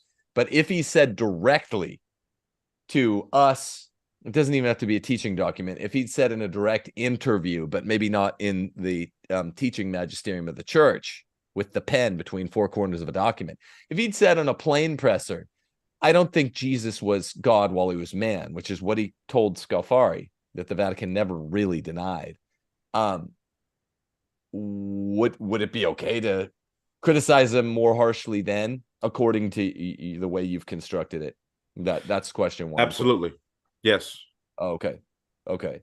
So using the filter, assuming that arguendo that that's what he did, that does provide him some protection insofar as it makes capacity, coherence, de minimis, or something like that. Yeah, just lack of certitude. If it's certain that he said it to Scalfari, I think Scripture says don't bring an accusation against an elder unless you have one or two, or two or three witnesses. But if he says that on a papal presser, we're going above the 2 and 3 witness rule. It's a furnished fact. That's green light. That's the green light. Okay. And then how about question number 2? Is it conceivable, Erick, that a man takes the papal throne with the intent to essentially destroy it, to make a mess, to use one of the Pope's expressions? I can't remember which one. Yeah, I think it is. I think it is conceivable. I think it is conceivable. We've had some historical situations where things like that were rather close. Without trying to hurt the memory of the dead. Some of the chroniclers may not have been infallible, right? Obviously they weren't in what they said about this or that pope. Some parts of the Liber Pontificalis is not infallible, but if some of the things that are recorded are true, then we've had that happen before in history. And so the issue is that intent would never be allowed to cross the thresholds that would end up taking the church down under the gates of hell. We would be working with the capacity of our intellect and our will, and the baptismal right, the canonical rights that we have to protect the faith would be active in a way that maybe we had not hitherto foreseen, but I think it is conceivable. So okay, CT. Well, I think Erick's explanations have given me an excuse to just say yes and yes. Specifically with Erick's very well articulated qualifications and caveats in mind. I agree wholeheartedly with everything he said. Cool. Yeah, I do too. Well, thank you both very much. I don't do 3-hour streams. Michael Lofton, I've never done a 3-hour stream. I think I did one when I went on Pints with Aquinas in person, and I had to hit the head very, very hard then, as I did when I debated Trent Horn, double debate in person, as I do now. So I'm not cut out for this. The human bladder, total aside, seems like a design flaw. The colon doesn't, right? It's like one time a day or whatever. This is something I've been thinking of, intelligent design teleology. Human bladder would like 10 times a day. Is this serious? Can we get a colon-sized bladder? but I am dying. I'm just dying. That's what I'm trying to say to you guys. But I would like, what I'm really trying to say to you with all this bladder colon talk is I'd like to have you back on. So Yeah, no because problem. I don't think we should have to do it 3 hours at a time. I'd like to have you, because this has been very productive. Agreeing mostly, disagreeing some, just smart talk among reasonable Catholics. Did you know there were so few reasonable Catholics? I didn't until I got on the Catholic internet. There are very few, and you guys are two of my favorites. So, So you mean like is this what would be called reason and theology? yeah, it's reasonableness and theology bullness. It flows right off the tongue. Yeah. No, but I wanted to thank you. This is very good. This is exactly what I was hoping to do. I didn't get to absolutely everything, but man, I have to take a piss. So yeah, I just want to reiterate, thank you so much for having me on. I really appreciate it. I had a great time doing this, and I'd love to be back on to hash more things out. Awesome. Likewise, the same thing. Awesome. Well, thank you both. So check out both of their YouTube if you guys don't already. Most of you know kind of Erick and Classical Theist, but repeat the actual www, Erick. Classical Christian Thought. Yep, and it's at youtube.com/classical theist. All right, cool. God bless you guys. Have a great night. It's bishop against bishop, cardinal against cardinal. Mary said this would happen in apparitions, and that's what we have now. God bless Cardinal Burke, who I was waiting to do a show on this. It really does appear just tonight that the whispers were true. He is really being divested of bed and board. So God bless Cardinal Burke, and Mary's word seems to be becoming instantiated as part of historical reality. So God bless all of you out there, and we'll do this again with these smart gentlemen. God bless you all. Deus Vol. Bless you.